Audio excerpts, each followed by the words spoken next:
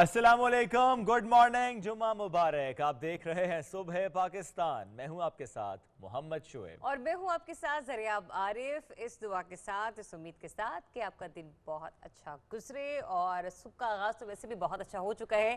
امید کرتے ہیں کہ آج کا جو دن ہے وہ آپ کے لیے خوشی کا پیغام لے کر آئے، لیکن ساتھ ہی ساتھ شعیب ڈیسائیڈ تو کچھ اور ہوا تھا۔ ڈیسائیڈ تو کچھ ہوا تھا، ڈیسائیڈ تو یہ ہوا تھا سلام آپ کریں گے، لیکن ہو جاتا ہے کبھی کبھی۔ ڈیسائیڈ تو یہ بھی ہوا تھا اس ویکنڈ بھی ہم جائیں گے ایک جگہ پہ، لیکن آپ نے وہاں پر بھی گولی کرا دی۔ میں نے اپنی مصروفیات کو مد نظر رکھتے ہوئے تو پھر میں نے سوچا کہ آپ کہیں اور چلے جائیں، میں کہیں اور انہوں نے سوچا کہ اگر شعیب ٹور ڈی نارتھ میں جا رہے ہیں تو ہم ٹور ڈی ساؤتھ کر کے آتے ہیں۔ ایسے ہی ہے۔ اور بائی دا وے میں بتا دوں کہ صبح پاکستان کی ٹیم جو ہے وہ اس ویکنڈ بابو سر ٹاپ اور شوگرا جا رہی ہے اور ناران کاغان کی طرف جا رہی ہے۔ کس کے لیے بھائی؟ آپ کے لیے جا رہی ہے، اور جا اس لیے رہی ہے، اس بار آپ کے لیے بھی، چونکہ آپ نہیں جا رہی، ہم آپ کو بھی دکھائیں گے ہاؤ بیوٹیفل از دیٹ۔ ہاں میں بھی دکھاؤں گی آپ کو کہ جہاں میں جا رہی ہوں وہ کتنا اچھا تھا۔ You mean Karachi? یس، جہاں میں پانی ہے کراچی اس جا رہی ہوں، وقت، جہاں سڑکوں پر پانی ہے، وہاں کی بات کر رہی ہیں؟ کوئی بات نہیں، لیکن کراچی کے لوگ تو پیارے ہیں، پانی سے کیا ہوتا ہے؟ کوئی شک نہیں، کوئی شک نہیں۔ پاکستان کے ہر شہر بسنے والا ہر شہری بہت پیارا ہے، لیکن کہیں کہیں پہ جو ناانصافی ہوتی ہے اس کا تذکرہ کرنا بہت زیادہ ضروری ہے۔ کل بھی ہم نے تذکرہ کیا تھا اور آج بھی ہماری کوشش یہ تھی کہ آغاز میں تھوڑا تذکرہ اس کا ہو جائے۔ چلیں جی بڑھتے ہیں آگے، پروگرام کا باقاعدہ آغاز کرتے ہیں۔ جس طرح آپ جانتے ہیں ہماری کوشش یہ ہوتی ہے کہ ہم بھلے اس دن کی مناسبت سے وہ سٹوری نہ بھی ہو، لیکن جب اسلامک ہسٹری کی ہم بات کرتے ہیں تو ہمارے دیکھنے والوں کے لیے جو رہنمائی کی کوشش ہم کر سکتے ہیں، اور ہماری اپنی بھی ظاہر اس میں رہنمائی ہوتی ہے، ہم بھی اس پہ ریسرچ کرتے ہیں، پڑھتے ہیں، آپ کے لیے کانٹینٹ لے کر آتے ہیں۔ تو آج ہم نے سوچا کہ پروگرام کے آغاز میں ہجرت کی بات کرتے ہیں، ہجرت مدینہ کی بات کرتے ہیں۔ کیوں ہوئی ہجرت؟ ہجرت کے بعد ماحول کیا تھا؟ مدینہ کتنا پاک شہر ہو گیا جب میرے حضور صلی اللہ علیہ وآلہ وسلم نے ہجرت کی؟ اس ہجرت مدینہ سے کیا سیکھ سکتے ہیں آج کے ماحول میں، آج کے دور میں؟ کہ اکثر ایسا ہوتا ہے جب کہیں مشکلات آ جاتی ہیں تو ظاہر ہے ہم دیکھتے ہیں کہ ہجرت کرنی ضروری ہو جاتی ہے۔ ہجرت مدینہ، پیغمبر اسلام حضرت محمد صلی اللہ علیہ وآلہ وسلم اور ان کے جو صحابہ، جو ان کے دوست احباب سے، ان کی طرف سے مکہ مکرمہ سے یثرب، جسے اس ہجرت کے بعد مدینہ النبی صلی اللہ علیہ وآلہ وسلم کا نام دیا گیا، منتقل ہو جانے کے عمل کو کہتے ہیں ہجرت۔ ربیع الاول 13 نبوی جو بعد میں پہلا ہجری سال کہلایا گیا، اسی دن کی نسبت سے ہجری کیلنڈر کا آغاز ہوا۔ ہجرت مدینہ اسلام کی تاریخ کا وہ ایک اہم موڑ ہے، اسے فیصلہ کن دور کا آغاز کہتے ہیں۔ اوائل اسلام جب مکہ میں مسلمانوں کا ایک الگ نظریہ، الگ اقدار کی حامل اکائی کے طور پر وجود تو تھا، لیکن یہ جو اکائی تھی یہ کسی مؤثر حیثیت کی حامل نہیں تھی۔ تو مسلمانوں کو اپنے سروائیول کے لیے، اپنی بقا کے لیے، استحکام کے لیے ایک پرامن معاشرے، ایک پرامن ماحول، خوشگوار فضا کی ضرورت محسوس ہوئی۔ چنانچہ مصرف القلوب اور حکیم ذات نے مکہ سے 250-300 میل دور یثرب نامی ایک بستی کے مکینوں کے دلوں میں اسلام کی محبت ڈال دی، اور 70 سے زائد اہل وفا نے اپنے آقا علیہ السلام کی بیعت کی اور عظیم الشان مشن کی تکمیل کے لیے اپنی جان مال کی بازی لگا دینے کا عہد کیا۔ وہ وجود مسعود صلی اللہ علیہ وآلہ وسلم کو جب اپنے درمیان پایا، اپنے درمیان دیکھا، خواہش تو تھی کہ وہ دیکھیں اور آپ کی برکات و عنایت سے مستفید ہوں، یہی ان کی خواہش تھی۔ اور اگر دشمنان اسلام کی بات کریں کہ ان کا ظلم و ستم، اشاعت اسلام میں جو حائل رکاوٹیں تھیں، ان کا جو سلسلہ تھا وہ تیز سے تیز تر ہوتا گیا، اور جب یہ سب کچھ دیکھا تو تاجدار رسالت مآب صلی اللہ علیہ وآلہ وسلم کو مدینہ منورہ میں تشریف لانے کی دعوت پیش کی، اور آپ صلی اللہ علیہ وآلہ وسلم اور آپ کے جانثار ساتھیوں کی مہمان نوازی کرنے کی خواہش کا اظہار کیا۔ تو نبی صلی اللہ علیہ وآلہ وسلم نے ان کی دلجوئی کے لیے، چونکہ حکم اللہ کا تھا کہ مسلمان مکہ کو یثرب کی طرف ہجرت کا حکم دیا جائے، تو حکم دیا تاکہ مسلمان اس جبر کے ماحول سے نکل کر امن کے ماحول میں داخل ہو جائیں، فریضہ بندگی سر انجام دینے کے ساتھ تحریک اسلام کو آگے بڑھا سکیں۔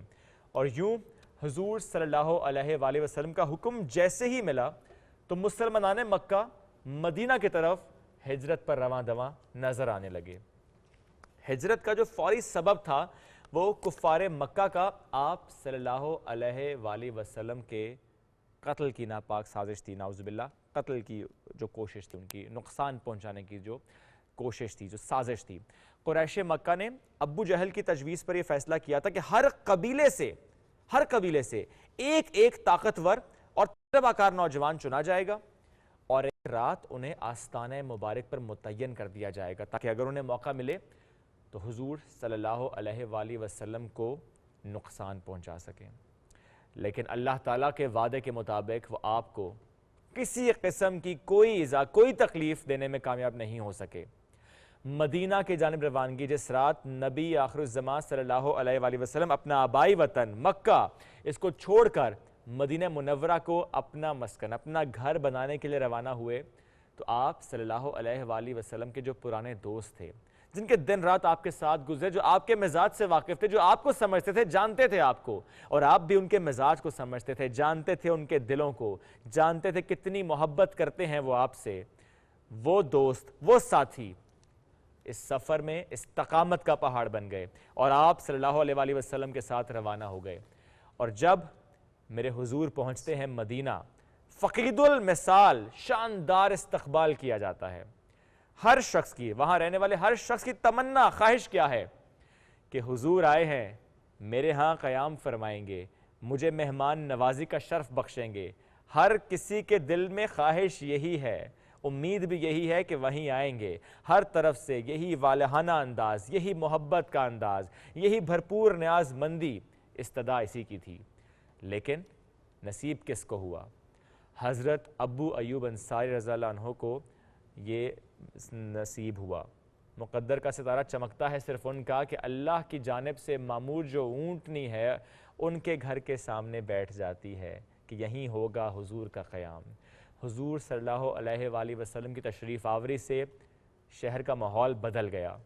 जो आबो हवा सेहत के लिए साजगार नहीं थी, बुखार और दीगर बीमारियां जो हैं वबा की सूरत में वहाँ फूटती रहती थीं, पानी भी अच्छा नहीं था, कुछ जायका नहीं था, उसी वजह से इस इलाके को यसरब के नाम से याद किया जाता था। लेकिन जो ही पहुँचे हुजूर अपने साथियों के हमरा तशरीफ़ लाते हैं मदीना, चूँकि अब तो नाम हो गया इसका मदीना, फिर सिर्फ नाम तब्दील नहीं होता, हालात बदल जाते हैं, आबो हवा खुशगवार हो जाती है, मिजाज बदल जाते हैं, नरम मिजाज हो जाते हैं।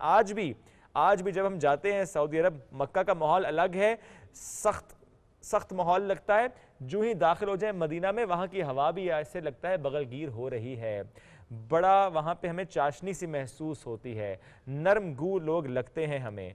तो मुहाजिरीन जब मक्का मुकरमा से अल्लाह ताला की रज़ा के लिए अपने अहलो अयाल, अजीज़ व क़ारिब घर बार छोड़कर मदीना पहुँचे, तो मुहाजिरीन और अंसार को मुआख़ात यानी भाई बंदी का हुक्म दिया गया। ये मैंने भाई बंदी का जिक्र आज इसलिए यहाँ पर किया, बहुत ज़रूरी हो जाता है कभी कभी ये भाई बंदी। सीखना चाहिए हमें उस माहौल से, सीखना चाहिए हमें हिजरत के माहौल से, उसके बाद के माहौल से, कि कैसे एग्ज़ाम्पल सेट की जाती हैं इस मुआख़ात के ज़रिए, किस तरह से हक़ अदा किया जाता है, और ऐसी मिसाल मिलना मुश्किल है। ये आज हमने ज़िक्र किया हिजरत मदीना का। और जब आपने मुआख़ात का जिक्र किया तो ये उख़्वत के अल्फाज का इज्तिमा है जिसे भाईचारा कहते हैं, और यहीं पर भाईचारे की एक आला और उम्दा मिसाल कायम हुई थी। प्रोग्राम को आगे लेकर चलते हैं, कुछ मज़ीद अहम इंपॉर्टेंट इश्यूज़ के हवाले से बात करेंगे, लेकिन बात करेंगे एक ऐसी शख्सियत के हवाले से कि जिनके बारे में बताया गया कि गुज़िश्ता रोज़ वो हमसे बिछड़ गए। नाज़रीन, कौमी अवार्ड याफ्ता सीनियर सहाफ़ी और माहिर अफ़गान अमूर रहीमुल्लाह यूसुफ ज़ई साहब गुज़िश्ता रोज़ इंतकाल कर गए, और उनके बारे में बताया जाता है कि रहीमुल्लाह यूसुफ ज़ई मरहूम गुज़िश्ता काफ़ी अरसे से अलील थे, लेकिन आज उनकी नमाज जनाजा जो है वो दिन 11 बजे स्वात में अदा की जाएगी, और एक्सप्रेसवे काटलिंग इंटरचेंज के करीब खान ज़मीर बांडापुर में आज उनकी नमाज जनाजा अदा की जाएगी। रहीमुल्लाह यूसुफ ज़ई 10 सितंबर 1954 को पैदा हुए। उनकी शख्सियत के बारे में बताया जाता है कि उन्हें अलकायदा के सरबरा उसामा बिन लादेन के इंटरव्यू की वजह से काफ़ी शोहरत मिली। इन चंद सहाफ़ियों में उनका शुमार होता है जिन्होंने तालिबान की कार्रवाइयों को रिपोर्ट किया, और 1995 में خود قندھار گئے۔ وہ روزنامہ جنگ کے لیے بطور کالم نگار کام کیا کرتے تھے اور اس سے پہلے وہ ٹائم میگزین کے لیے بھی اپنی خدمات انجام دے چکے ہیں، جبکہ بی بی سی اردو اور بی بی سی پشتو کے نمائندے بھی رہے ہیں۔ رحیم اللہ یوسف زئی افغانستان اور شمال مغربی پاکستان کے ماہر امور سمجھے جاتے تھے اور مرحوم کی صحافتی خدمات کے اعتراف میں حکومت پاکستان نے انہیں 2004 میں تمغہ امتیاز اور 2009 میں ستارہ امتیاز سے نوازا ہے۔ ایک ایسی شخصیت جس کے حوالے سے نہ صرف صحافی برادری جو ہے وہ ایک اچھے دوست سے بچھڑ گئی، بلکہ حکومتی سطح پر اگر دیکھا جائے تو وزیر اعظم پاکستان جناب عمران خان صاحب نے بھی اس سلسلے میں ٹویٹ کی اور اظہار دکھ جو ہے وہ ان کی جانب سے دیکھنے کو ملا۔ یہ پرائم منسٹر پاکستان صاحب کی ٹویٹ ہے جس میں انہوں نے کہا کہ رحیم اللہ یوسف زئی کی وفات کا سن کر نہایت افسردہ ہوں۔ ان کا شمار پاکستان کے قابل احترام صحافیوں میں ہوتا تھا۔ وہ ایک رائے ساز تھے اور ان کی تحریریں جو تھیں وہ بھرپور تحقیق سے بھری ہوئی ہوتی تھی، بھرپور تحقیق پر مبنی ہوا کرتی تھی۔ میری دعائیں اور میری ہمدردیاں ان کے اہلِ خانہ کے ساتھ ہیں۔ تو وزیر اعظم پاکستان نے بھی گہرے رنج اور دکھ کا اظہار کیا۔ ساتھ ہی ساتھ میں یہ کہوں گی کہ پاکستان کی ٹیم، پاکستان ٹیلی ویژن نیوز بھی ان کے اہل خانہ کے غم میں برابر کا شریک ہے۔ بے شک اللہ غریق رحمت کرے اور جو سوگواران ہیں ان کو صبر عطا فرمائے۔ ناظرین بڑھتے ہیں آگے، ایک اور خبر کل ہم تک پہنچی۔ کوشش تو یہ تھی کہ اس خبر سے جڑے کرداروں کو بھی شو کی زینت بناتے، کچھ وجہ تھی کہ وہ نہ آ سکے، تو آپ سے شیئر کرتے ہیں ڈیٹیلز کہ جب قانون حرکت میں آتا ہے تو پھر ملزم بچ نہیں پاتا۔ ایک ایسا واقعہ کل ہوا ہے لاہور میں۔ ایک چھوٹی بچی بچھڑ گئی تھی اپنے والدین سے اور ایک شخص نے اسے اغوا کرنے کی کوشش کی۔ اسے رکشے میں بٹھا کر وہ لے جا رہا تھا، لیکن وہاں پر موجود ایک اے ایس آئی یعنی ڈیوٹی پر مامور اے ایس آئی شاہد، جب اس نے یہ دیکھا، شک ہوا اس کو کچھ گڑبڑ ہے، شک ہوا اس رکشے کو دیکھ کر، اس بچی کو دیکھ کر، اس کے تاثرات بھانپ لیے اس نے، تو پھر اس نے پیچھا کیا۔ اسے جب یقین ہو گیا کہ واقعی یہ شخص مشکوک ہے جو پولیس کانسٹیبل کو دیکھ کے پریشان بھی ہو رہا ہے، اور پھر ایک جگہ پر وہ رکشہ چھوڑ کر بھاگ گیا۔ پھر وہ بچی جب اس اے ایس آئی شاہد نے اس سے سوال جواب کیے، اس سے نام وغیرہ پوچھا، اس کے پیرنٹس سے متعلق بات کی، پھر سرچ کیا تو الحمدللہ اس کے پیرنٹس بھی مل گئے، جو کہ بڑی ایک اچھی بات ہے۔ تو یہ خبر بھی شیئر کرنے کا مقصد کیا تھا کہ ہم اپنے آس پاس جو واقعات ہیں بڑی نظر رکھنی چاہیے۔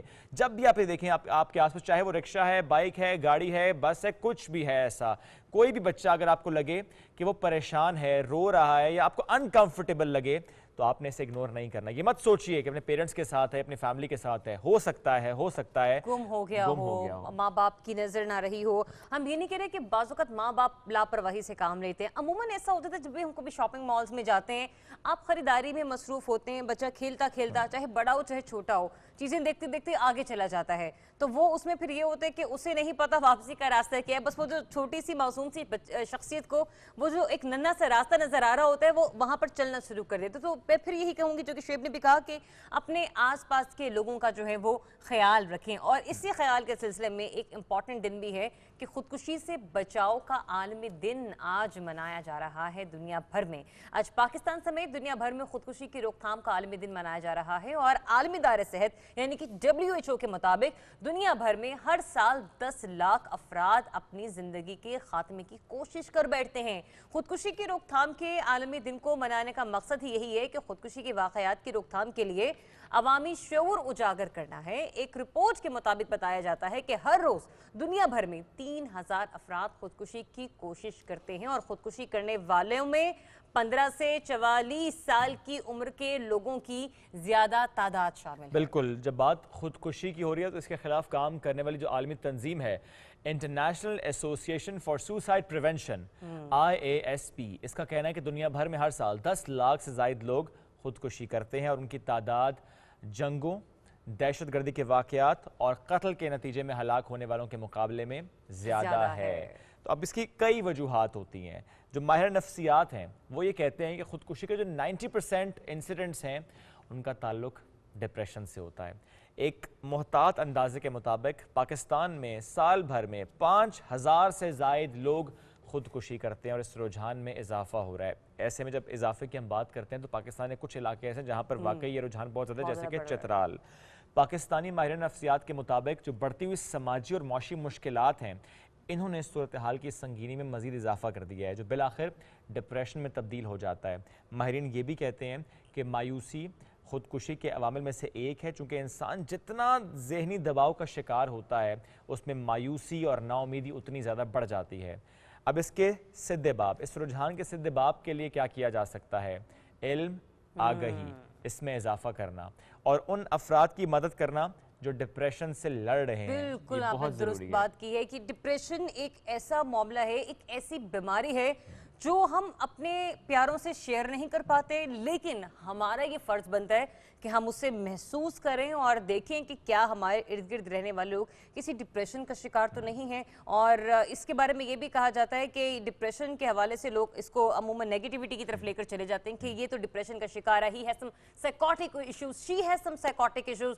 تو وہ سائیکوٹک ایشوز کسی کے بھی ساتھ ہو سکتے ہیں کیونکہ وہ آپ کی نفسیات کو ہائی جیک کر لیتے ہیں. آپ کا جو ڈپریشن ہوتا ہے, اسی طرح خیال رکھیں کہ آپ کا کوئی دوست, آپ کا کوئی پیارا, آپ کا کوئی قلیگ جس کے ساتھ آپ کی سلام دعا ہے, صرف آپ اس کے ساتھ کس طرح سے کنٹینیو کر سکتے ہیں. اور ظاہر یہ بات ہم اس لیے بھی کریں کہ اگر آپ کے ارد گرد کے ماحول میں آپ کے پیاروں میں کوئی ایسا شخص ہے جو اچانک سے اس کا رویہ بدل گیا ہے, وہ خاموش ہو گیا ہے, آسک ہم اور ہر, بڑے پیار سے سنیں اس کو, آپ وہ دیا روشن کر سکتے ہیں, اس کی زندگی بچا سکتے ہیں. چلیں جی بڑھتے ہیں آگے, اور ہمارے پاس ایک اور شخصیت سے متعلق بھی ایک رپورٹ ہے. لالی ووڈ انڈسٹری پر کئی سالوں تک انہوں نے راج کیا. معروف اداکارہ زیبا علی کی ہم بات کر رہے ہیں, آج ان کی برتھ ڈے ہے, 76 برس کی وہ ہو چکی ہیں. تو فلم انڈسٹری میں ویسے انہیں بھابھی کے نام سے جانا اور پکارا جاتا ہے. ایک رپورٹ ہم نے تیار کی, آپ کو دکھاتے ہیں. وعدہ کرو کہ محبت کریں گے, یہ وعدہ کرو کہ محبت کریں گے, سدا ایک دوجے کے دل میں رہیں گے. لالی ووڈ انڈسٹری پر کئی سالوں تک راج کرنے والی ماضی کی معروف اداکارہ اور شہنشاہ جذبات کا لقب پانے والے اداکار محمد علی کی اہلیہ زیبا محمد علی 76 برس کی ہو گئیں. چلا ہے جو دامن بچا کر تو سن لے, کہیں بھی نہ تجھے کو قرار آ سکے گا. لالی ووڈ انڈسٹری میں گڑیا کے نام سے جاننے والی اداکارہ زیبا بیگم 10 ستمبر 1945 میں پیدا ہوئی اور پاکستان فلم انڈسٹری میں آتے ہی اپنی لازوال اداکاری سے سب کو اپنا گرویدہ کر بیٹھی. 1967 میں اداکار محمد علی سے شادی کی. ان کی فنی خدمات کے صلے میں ان کو 3 بہترین اداکارہ کے علاوہ کل 5 نگار ایوارڈ سمیت ہلال امتیاز سے بھی نوازا گیا. 10 ستمبر 1945 کو امبالہ میں جنم لینے والی شاہین نے فلمی سفر کا آغاز 1962 میں فلم چراغ جلتا رہا سے کیا. زیبا نے اپنے کریئر میں 90 سے زائد فلموں میں کام کیا. اپنے شوہر اداکار محمد علی مرحوم کے ہمراہ 50 سے زائد فلموں میں کام کر کے انہوں نے ایک ریکارڈ قائم کیا. ان کی فلمی جوڑی وحید مراد اور کمال کے ساتھ بھی مقبول ہوئی. ارمان, ہیرا اور پتھر, توبہ, باجی, محبت, انسان اور آدمی اور پھول میرے گلشن کا ان کی قابل ذکر فلموں میں شامل ہیں. اداکارہ زیبا اور محمد علی کی فلم چراغ جلتا رہا کو اس حوالے سے بھی تاریخ میں خاص اہمیت حاصل ہے کہ اس کی افتتاحی تقریب کے موقع پر مادر ملت محترمہ فاطمہ جناح کو بھی مدعو کیا گیا تھا. زیبا کو فلم انڈسٹری میں انتہائی عزت و احترام کی نظر سے دیکھا جاتا ہے اور فلم انڈسٹری سے تعلق رکھنے والے انہیں بھابھی کے لقب سے بھی پکارتے ہیں.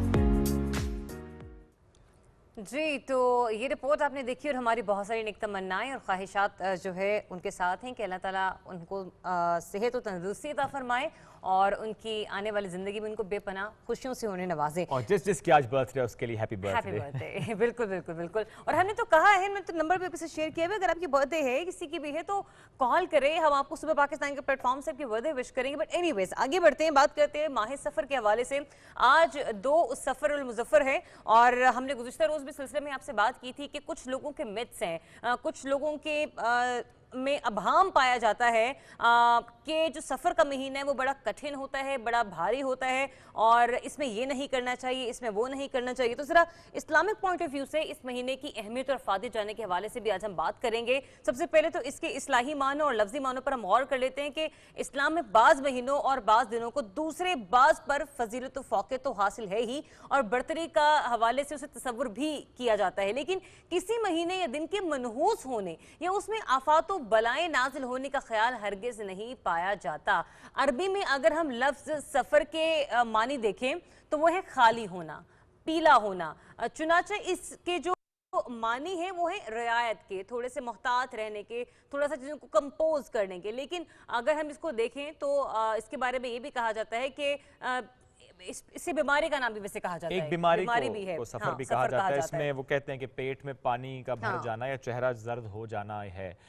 एक महीना जिसकी हम बात करें सफ़र, और ये नाम कई वजूह की बिना पर रखा गया। इस महीने में लोग, मैं बात कर रहा हूँ स्पेशली माजी की, कि घरों से अनाज इकट्ठा करने के लिए निकलते थे, जिसकी वजह से उनके घर खाली हो जाते थे। दैट इज़ द रीज़न जो आप ज़रिया आपने कहा ना, खाली हो जाना। अहले मक्का ज़माने इस्लाम से कबल, यानी दौरे जालियत की बात मैं कर रहा हूँ, 4 महीनों को तो एहतराम करते थे। उन 4 महीनों में किसी किस्म की लूट खसूट, कत्लो गारत इससे इज्तनाब करते थे, लेकिन इन 4 महीनों के अलावा ऐसा नहीं करते। जैसे कि मुहर्रमुल हराम बड़ा एहतराम था इस महीने का, यानी इस्लाम से पहले भी, लेकिन जैसे ही मुहर्रम ख़त्म होता था और सफ़र यानी द नेक्स्ट मंथ, तो वो कबाइल से जंग के लिए घरों से निकल खड़े होते थे। तो उस मुनासिबत से उस माह को सफ़र कहा गया। माह सफ़र, इसमें पाई जाने वाली बास, तोहमात और बिदात, आज हम इसकी बात करेंगे कि ज़माने इस्लाम से पहले अरब में इस मामले से जो बदशगुनियाँ पाई जाती थीं, जो मनहूस जानकर उससे बदफाली लेना आम था, कुफार को इस तरह की तोहमात में पड़ना दौलत इस्लाम से महरूम होने की बिना पर बाइस ताजुब तो नहीं है। लेकिन अफसोस का मकाम यह कि आज इस दौर में, ज़रिया जिस तरह आपने आज भी जिक्र किया, कल भी हमने इस पर बात की थी, कि अगर आज भी हमारे अंदर इबाम पाया जाए, आज भी इस महीने को लेकर हम कहें कि महीना भारी है, ये दिन भारी है, इसमें ये नहीं करना वो नहीं करना, ज़रा समझने की कोशिश करते हैं। हमें इस वक्त स्टूडियोज़ में ज्वाइन किया है प्रोफेसर डॉक्टर अब्दुल रहमान अल अज़हरी साहब ने, रिलीजियस स्कॉलर हैं। अस्सलाम वालेकुम सर, कैसे हैं आप? जी अल्हम्दुलिल्लाह। सर थोड़ा शेयर कीजिएगा, माह सफ़र जब इसकी हम बात करते हैं तो स्टिल लोग ये बात करते हैं, अच्छा शादी ब्याह नहीं करते, कारोबार नहीं करते, सफ़र नहीं करते, फैसले नहीं करते। सर क्या है इसकी हकीकत दीन इस्लाम और हदीस की रोशनी में, प्लीज़ ज़रा बताइएगा, रहनुमाई कीजिएगा। बिस्मिल्लाहिर्रहमानिर्रहीम। सबसे पहले तो सूबे पाकिस्तान के होस्ट और आपकी टीम का मैं शुक्रगुजार हूँ कि आपने इस प्लेटफार्म पे इतने अहम मसले को मौजूए सुखन बनाया है। और बुनियादी तौर पे जो इस्लाम का नज़रिया है, सूरह तौबा की आय करीमा के अंदर बड़ा वाज़े तौर पे बता दिया गया, इन्ना इद्दत शहूर इसना अशरा, कि जब से अल्लाह ताला ने ज़मीन व आसमान को पैदा किया है, महीनों की तादाद 12 है। और ये अरब के अंदर रवाज था कि वो लोग जंग के दिलदादा थे, ये उनकी तबीयत के अंदर ये जंग व जदाल की कैफियत पाई जाती थी। और वो क्या करते कि माह मुहर्रम के अंदर बाज़ दफ़ा, जैसे आपने ख़ुद अभी इससे पहले जो है वो वजाहत की कि उसे अशर मुहर्रमात के अंदर 4 महीनों में कंसिडर किया जाता, और जब वो जंग का इरादा करते तो सफ़र को मुहर्रम में मुंतकिल कर देते और मुहर्रम को सफ़र की जगह पे, और जंग व जदाल में मसरूफ़ हो जाते और इन महीनों के मामलात के अंदर ख़राबी पैदा कर देते। तो नस्से कुरानी के ज़रिए अल्लाह ताला ने इन 12 महीनों को वाज़े कर दिया और इनकी तरतीब और इनके मामलात और जिन महीनों के फ़ज़ाइल हैं उन चीज़ों को रिसालत माब सल्लल्लाहु अलैहि वसल्लम ने अपने फ़रामीन के ज़रिए हमारे सामने वाज़े फरमा दिया। जहाँ तक बात है माह सफ़र का, तो इसको अगर हम देखें कि किस प्लेटफॉर्म के अंदर या किस फ्रेमवर्क के अंदर हम इसको इस्लामी तालीमात में डिस्कस करें, तो वो है बुनियादी तौर पर किसी चीज़ के बारे में खुशगुमानी या बदगुमानी। रसूल रहमत सल्लल्लाहु अलैहि वसल्लम ने आपने मुकम्मल तौर पे बदगुमानियों की नफ़ी करते हुए फ़रमाया कि अगर कोई खुशगुमानी या खुश फाल पकड़ी जा सकती है तो वो है अल-कलिमतु तय्यबा। पाकीज़ा पाक अल्फाज हैं जो किसी के नसीहत आमेज़ अल्फाज, या अभी आप बात कर रहे थे ख़ुदकशी के हवाले से चलते हुए रुझानात की, तो जहाँ पे दीगर चीज़ें एक इंडिकेटर होती हैं, वहाँ पे आजकल लोगों के स्टेटस और सोशल मीडिया की पोस्ट भी एक बहुत बड़ा इंडिकेटर हैं। तो ऐसे लोगों को गाइड करना, अच्छा कलिमा कहना ताकि उस बुरी चीज़ से वो बच जाएं, इससे खुशगुमानी पकड़ी जा सकती है, लेकिन बदगुमानी से आप सल्लल्लाहु अलैहि वसल्लम ने मना फरमाया। अब अहादीस तय्यबात को अगर हम देखते हैं, ये मैं दोनों सही मुस्लिम भी اور صحیح البخاری کی بھی احادیث طیبات کو جمع کر کے آپ کو بتا رہا ہوں کہ 6 قسم کی چیزیں ہیں جن میں سے سفر کا مہینہ ایک ہے۔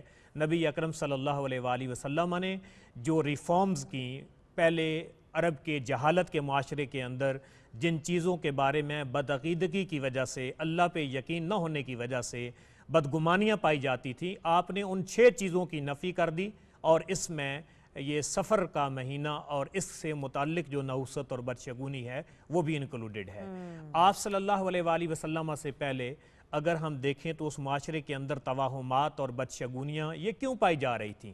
پہلے تو بات یہ ہے کہ اس کی روٹ کاز کو نکالنے کی ضرورت ہے، اور ہمیں دیکھنے کی ضرورت ہے کہ کون سا وہ منہج نبوی صلی اللہ علیہ وآلہ وسلم ہے کہ جو رسالت مآب صلی اللہ علیہ وآلہ وسلم نے استعمال کر کے ان تمام قسم کی بدگمانیوں کو انسان کی انر پرسنالٹی سے اور اس کی سائیکالوجی سے جو ریلیٹڈ چیزیں ہیں، جو بظاہر ان سین ہیں، ہمیں غیر مرئی چیزیں نظر نہیں آ رہی، لیکن آپ نے اس کو تصور توحید کے ساتھ ختم کر کے رکھ دیا۔ تو اللہ جل مجدہ کی ذات پہ ایمان، اور پھر اس کے بعد دوسری چیز ہے فکر آخرت۔ یہ 2 بیسک ڈرائیورز ہیں رسول کریم صلی اللہ علیہ وآلہ وسلم کے تھیالوجیکل فریم ورک کے، جو آپ نے مکہ مکرمہ کی 13 سالہ زندگی کے اندر پریچ کیا عملی طور پہ۔ تو آپ نے ایمان کی دولت دی۔ ایمان جب اپنے عروج پہ جاتا ہے، انسان کو اندر کی من کی تطہیر دیتا ہے، تو یہ ایقان کے اندر چلا جاتا ہے، جسے قرآن کریم میں سورہ بقرہ کی ابتدائی آیات میں ہدی للمتقین کے تحت 5 کریکٹرسٹکس اللہ تعالیٰ نے بیان کی ہیں، اور آخری بات بتائی ہے وَبِالْآخِرَةِ هُمْ يُوقِنُونَ، آخرت پہ وہ یقین رکھتے ہیں۔ تو اسی کو حضرت علامہ اقبال نے کہا کہ یقین پیدا کر اے غافل کہ مغلوب گماں تو ہے۔ تو یہ جو ہماری بدگمانیاں ہیں، ہم ان کے نیچے اپنے آپ کو ڈال لیتے ہیں، جبکہ ہمارے اپنے اندر ایسی قوت یقین کی موجود ہے جس کو رسول کریم نے بروئے کار لا کے ان تمام قسم کی بدگمانیوں کو ختم۔ تو پروفیسر صاحب یہاں پہ ہم لوگ کلیئر کر رہے ہیں، کیونکہ آپ نے کہا کہ صحیح مسلم اور صحیح بخاری ان تمام احادیث اور روایات کی روشنی میں آپ کو بتا رہے ہیں کہ جو بدعات ہیں ان کو ختم کیا جائے۔ یہ کہنا کہ شادی نہیں کر سکتے، کوئی اچھا کام نہیں کر سکتے، آپ انتظار کریں، اس چیز کا صدقہ دیں، اس چیز کا صدقہ دیں، اس پر ایک مختصر سا کہ یہ مطلب آپ کر سکتے ہیں، کیونکہ صدقہ اور خیرات تو ویسے بھی آپ کو زیادہ سے زیادہ کرنا چاہیے، اور اس کے بارے میں تو نبی پاک صلی اللہ علیہ وسلم کا فرمان خود ہے کہ صدقہ جو ہے وہ موت کے اور بلاؤں کو ٹال دیتا ہے۔ میں آپ کی اس کوسچن کو لیتا ہوں، لیکن میں نے پہلے 6 چیزیں مینشن کی ہیں، ذرا ان کو ساتھ لے کے، کیونکہ بیسک میں نے فریم ورک بنایا ہے کہ بنیادی طور پہ جو بدگمانیاں ہیں ان کا یقین کی قوت کے ساتھ خاتمہ کیا جائے گا۔ اس بدگمانی کی فیملی میں کون کون سی چیزیں آتی ہیں؟ مثلا آپ نے فرمایا لا عدوى ولا طیرۃ، کہ کوئی بھی مرض بذات خود متعدی نہیں ہے۔ اس کا مطلب یہ ہے کہ جو کسی ایک بندے کو مرض لگتی ہے، اس مرض کو یہ کہنا کہ اس بندے کی وجہ سے مجھے مرض آگے لگ رہی ہے، نہیں، ان تمام چیزوں کے اندر اصل میں محرک جو بھی ہمیں خیر آتی ہے وہ اللہ کی طرف سے آتی ہے، اور جو امتحان آتا ہے وہ ہمارے اپنے اعمال کی وجہ سے آتا ہے۔ اور اس کے بعد ہے ولا طیرۃ، آپ صلی اللہ علیہ وآلہ وسلم نے فرمایا کہ فال کو تم نے نہیں پکڑنا، یعنی بدگمانی کو نہیں پکڑنا۔ پھر آپ نے فرمایا ولا ہامہ، اس جہالت کے دور میں لوگ الو کو دیکھ کے اس کو برائی کا ایک استعارہ سمجھتے تھے، جس کے گھر میں آتا، جس کے قریب سے گزرتا، وہ کہتے آج کوئی برائی ہوگی، آپ نے اس بدعقیدگی کی بھی نفی فرما دی۔ اور آپ نے فرمایا ولا نوع، نوع سے مراد یہ ہے کہ ستاروں کے ذریعے بارش ہوتی ہے، یا حضرت اقبال نے کہا ہے نا ستارہ میری تقدیر کی کیا خبر دے گا، جو خود ہے فراخی افلاک میں خار و زبوں۔ تو اس لیے ان ستاروں کے ساتھ منسلک کر کے اپنی پرسنالٹی کو ڈیمیج کرنا اور اپنی خیالات کو اور ان چیزوں کو جو ہے وہ زیر آلود کرنا، اس سے بھی آپ نے منع فرمایا۔ اور ایک چیز آپ نے دو اور چیزیں ہیں، ایک آپ نے فرمایا ولا سفرہ، اور سفر کے مہینے کے اندر بدگمانی پکڑنا اور کوئی ایسا کام کرنا، اس کی بھی اسلام میں کوئی گنجائش نہیں ہے۔ ایک اور چیز آپ نے آخری فرمائی ولا غولہ، یہ مسلم شریف کی روایات میں موجود ہے۔ غولہ سے مراد یہ ہے کہ لوگوں میں یہ معروف تھا کہ جنات کے اور شیاطین کے جتھے ہوتے ہیں جو سفر پہ جاتے ہوئے لوگوں کو گمراہ کر دیتے ہیں اور ہلاک کر دیتے ہیں۔ رسول رحمت صلی اللہ علیہ وآلہ وسلم نے گویا ایک بندہ مومن کو سیلف کانفیڈنس، جس حضرت اقبال خودی کے تصور کے ساتھ تعبیر کرتے ہیں اپنے کلام کے اندر، یہ ایسا تصور دیا کہ بندہ مومن بذات خود ایک بڑی طاقت ہے، ایک قوت ہے، اس کے فیصلوں پہ کوئی چیز اثر انداز نہیں ہو سکتی، وہ جو فیصلے لینا چاہتا ہے وہ خود لے سکتا ہے۔ اور آپ جیسے فرما رہی ہیں اس کوسچن میں کہ مختلف قسم کے لوگ ہم جو توہمات پکڑتے ہیں، جب آپ صلی اللہ علیہ وآلہ وسلم نے بنیادی طور پہ یہ اصول دے دیا کہ کہ ان چیزوں سے متعلق بدگمانیوں کی کوئی حیثیت نہیں ہے، تو پھر چاہے کوئی شادی کرے، چاہے کوئی خیر کا کام تو کرے. یہی سے ہمیں کلیرٹی مل جاتی ہے پروفیسر صاحب کہ یہاں پہ جب نبی پاک صلی اللہ علیہ وسلم جنہیں دونوں جہانوں کے لیے رحمت عالمین کا خطاب دیا گیا، لقب دیا گیا، تو جب وہ یہ فرما رہے ہیں کہ اس قسم کی کوئی چیز کی گنجائش نہیں ہے، تو ڈیفینیٹلی جو بدعات ہیں یہ نہیں کرنا چاہیے، وہ نہیں کرنا چاہیے، سچویشن ایسی نہیں ویسی ہونی چاہیے. صدقہ و خیرات زیادہ سے زیادہ کریں، اس کا ذکر بھی کیا گیا ہے بعض روایات میں. اور thank you so much professor صاحب ہمیں وقت دینے کے لیے. ڈیفینیٹلی ہماری کوشش رہی کہ لوگوں کو ہم اس سلسلے میں رہنمائی اور آگاہی فراہم کر سکے، اور امید کرتے ہیں کہ کچھ لوگوں کو آج اس بارے میں کلیئرٹی ضرور ہوئی ہوگی. ایگزیکٹلی. چلیں جی بڑھتے ہیں آگے اپنے اگلے موضوع کی جانب، اور وہ ہے ایگریکلچرل ریفارمز کے ساتھ ساتھ ایگریکلچر ایڈوانسمنٹ سے جڑا. ہم اپنی زراعت میں کیا ٹیکنالوجی کا عمل دخل لا رہے ہیں، کہاں پر ہم کھڑے ہیں اس وقت، کس ملک سے مقابلہ کر رہا ہے پاکستان، چونکہ زرعی ملک ہے، ایگریکلچرل اکانومی ہے، معیشت کا زیادہ دار و مدار زراعت پر ہے.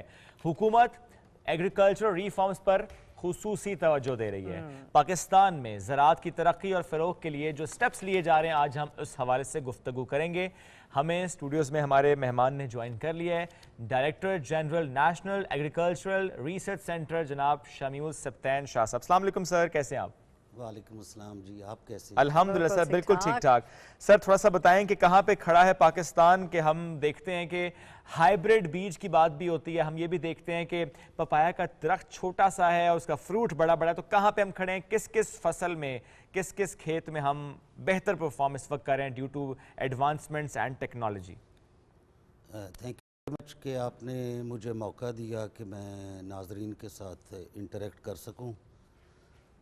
جہاں تک تعلق ہے کہ زراعت میں ترقی کا، تو ماشاءاللہ اللہ تعالیٰ کی ذات کی مہربانی ہے کہ پاکستان اس وقت 5 جو میجر فصلیں ہیں، مثلا رائس ہے، ویٹ ہے، شوگر کین ہے، کارن ہے، ان میں سیلف سفیشینٹ ہے اور اطمینان بخش رزلٹ ہیں. اور ماشاءاللہ ہم بہترین پرفارم کر رہے ہیں. اور اس کے علاوہ گورنمنٹ آف پاکستان نے پی ایم ایگریکلچر ایمرجنسی کے تحت اس میں کافی انویسٹمنٹ بھی کی ہے. اور اس کے علاوہ ایک بلاک ایلوکیشن کے ذریعے 40 بلین کے قریب اور انویسٹ کیا جا رہا ہے. تو پاکستان کی جو گورنمنٹ ہے اس کی اس وقت زراعت پریارٹیز میں شامل ہے. تو ہم امید کر سکتے ہیں کہ آئندہ وقت میں ہم اپنی پروڈکشن اور بہتر بنائیں گے.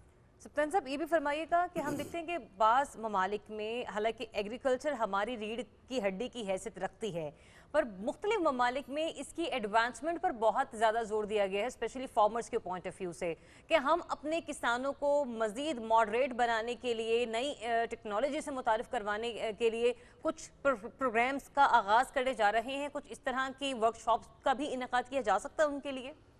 دیکھیں جی، اس میں اگر آپ بات کریں پاکستان ایگریکلچر ریسرچ کونسل کی، جس کا ایک centre national agriculture research centre ہے جس کا میں سربراہ ہوں، جی تو ہم نے اگر آپ دیکھیں تو پچھلے سال ویٹ کے سیزن میں گلگت سے لے کے لاڑکانہ تک تقریباً 15 فارمر فیلڈ ڈے کیے، جس میں صرف مقصد یہی تھا کہ نہ صرف اس میں ویٹ کے سائنٹسٹ تھے بلکہ پانی کی بہتر استعمال والے سائنٹسٹ، اس کے علاوہ ورٹیبریٹ پیسٹ کنٹرول کے سائنٹسٹ اور لینڈ ریسورسز یعنی سائل فرٹیلیٹی کو بہتر بنانے والے، وہ ایک پورا گروپ جا کے فارمرز کے فیلڈ پر ان کو اویئرنیس دیتا رہا ہے پورے سیزن میں، یعنی جی بی سے لے کے لاڑکانہ تک.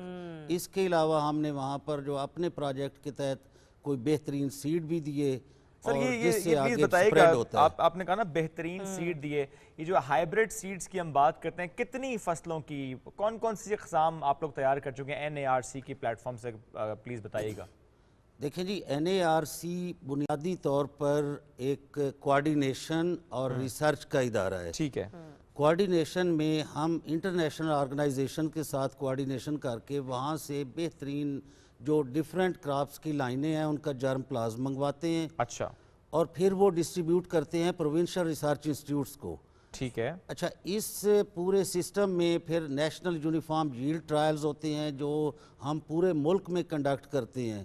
پھر اینول پلاننگ میٹنگ میں کوارڈینیشن ہوتی ہے.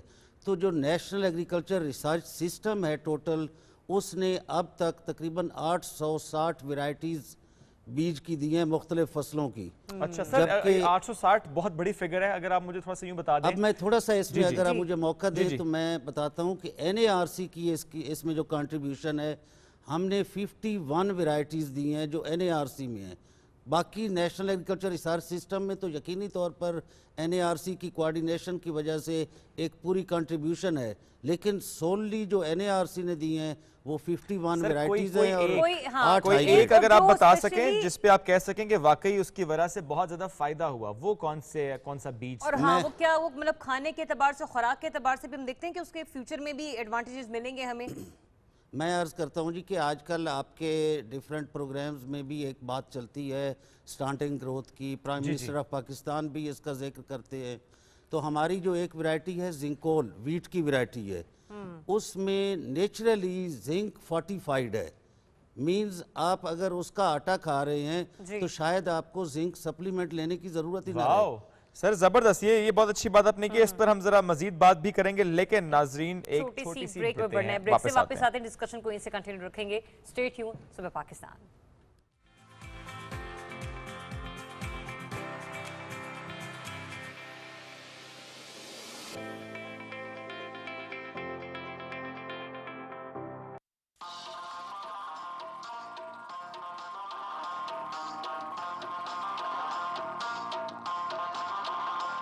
अम्मी जियो जी खाला अब ना करो बहाना, सुन लो जी मेरा गाना बखैर आगले।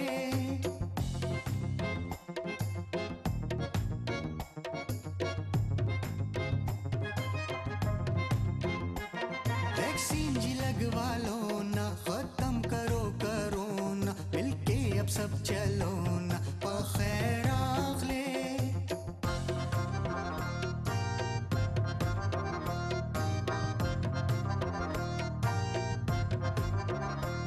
जिद पे रहोगे ऐसे, सब एक होंगे कैसे, अब और बढ़ता जाएगा ये, फिर नहीं रुक पाएगा। अगर है इसको हराना, वैक्सीन है जल लगवाना, सबको है लेके जाना बखैर आगले। या फुरकान या मरजान, आज ही हुकूमत की तस्दीक शुदा वैक्सीन अपने घर वालों को लगवाएं और सबकी सलामती का ख्याल रखें बखैर रागले।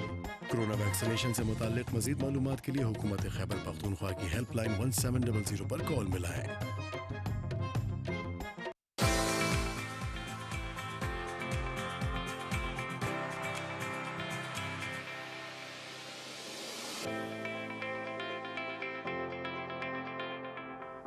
जी वेलकम बैक नाज़रीन। गुफ्तगू का सिलसिला एक बार फिर से आगे बढ़ाते हैं। डीजी NARC सिप्तैन शाह साहब हमारे साथ स्टूडियो में मौजूद हैं। बात करते हैं हम एग्रीकल्चर पॉइंट ऑफ व्यू के हवाले से और उन सीड्स के हवाले से जो कि हाइब्रिड टेक्नोलॉजी के जरिए इस्तेमाल किए जा रहे हैं, लेकिन साथ ही साथ उनका फ़ायदा हमें खुराक के एतबार से किस तरह से मिलता है। तो शाह साहब एक बार फिर से आपकी तरफ आएंगे। आप जिंक के बारे में बता रहे थे कि इस तरह की प्रोडक्शन हमारे यहाँ हो रही है कि जो लोग जिंक सप्लीमेंट्स यूज़ करते हैं, इस तरह के बीज का इस्तेमाल है, इस तरह की खुराक बन रही है कि आपको वहाँ पर वो चीज़ उस खुराक में शामिल होकर मिल रही होती है। यस, बिल्कुल ऐसे ही है। और इस वक्त देखें जी, पहले बात होती थी कि हम इस बात में फंसे हुए थे कि हम लोगों की बेली फिलिंग करें और खुराक ज़्यादा से ज़्यादा पैदा करें ताकि लोग पेट भर के खा सकें। सही। तो अब हम किसी हद तक हमारे साइंटिस्ट की जो डायरेक्शन है वो थोड़ी सी दूसरी तरफ भी हुई है कि क्यों ना क्वालिटी फूड की तरफ तवज्जो दी जाए। ठीक है, तो ये जो मैंने अभी जिंकोल की बात की है वो उसका एक पहलू है। ठीक सर। सेम और थोड़ा ज़्यादा ज़मीन पर काश्त हो, इसके लिए कुछ काम हो रहा है? बिल्कुल जी, PARC की इसमें बहुत ज़्यादा कंट्रीब्यूशन है। एक तो हमारा लैंड रिसोर्सेज रिसर्च इंस्टीट्यूट है जो कि ज़मीनों की बहाली के लिए, उसकी फर्टिलिटी को इम्प्रूव करने के लिए बहुत ज़्यादा काम कर रहा है। दूसरा, एक हमने बहुत बेहतरीन पाकिस्तान में एग्ज़ाम्पल सेट कर दी है थर में, उमरकोट में, और उस पर आपने पहले भी कुछ वीडियोस भी हमारी देखी होंगी। तो वहाँ पर हमने सेलाइन वाटर पर बेहतरीन फ्रूट क्रॉप्स सर उगा के, कौन सा फ्रूट वहाँ पर हो रहा है? उसमें हर किस्म के फ्रूट है। मसलन अच्छा। उसमें खजूर है, उसमें अमरूद हम उगा रहे हैं, उसमें चीकू उगा रहे हैं, उसमें ये बाकी अंगूर उगा रहे हैं। تو یہ سیلائن واٹر کو یوز کرتے سر ایک بات ہو جو کہ بات پانی کی ہو رہی ہے نا، تو ذرا آپ کو یاد ہے کہ ہمارے پروگرام میں ہم نے 2-3 بار یہ چیز ڈسکس کی ہے کہ شوگر کین اور رائس کی جو فصل ہے وہ پانی بہت زیادہ استعمال کرتی ہے، اور اس لیے اب تو یہ کہنا شروع کر دیا ہے کہ اس کی کاشت نہ کریں. سر اس پر پلیز بتائیں مجھے، رائس شوگر کین مشہور بہت ہے پاکستان کی، چینی بھی اور چاول بھی، کاشت ایسی ہو پانی کم استعمال ہو، اس پر بھی کام ہو رہا ہے؟ دیکھیں بالکل اس پر کام ہو رہا ہے. ایکچولی ہمیں چاہیے یہ جس کی ہم کوشش کر رہے ہیں فارمرز کو بھی اویئرنیس دینے کی، اور اپنے جو ایکسٹینشن ورکرز ہیں ان کو بھی اویئرنیس دینے کی کوشش کر رہے ہیں کہ ہم ریسورس کنزرویشن ٹیکنالوجیز یوز کریں. مثلا ابھی آپ دیکھیں کلائمیٹ چینج کی وجہ سے ہمیں پانی کے بہت زیادہ مسائل ہو سکتے ہیں، تو کیوں نہ ہم اپنے آپ کو بہتر الائن کر لیں اس سے پہلے کہ جب بالکل ہی ہم کہیں کے نہ رہیں.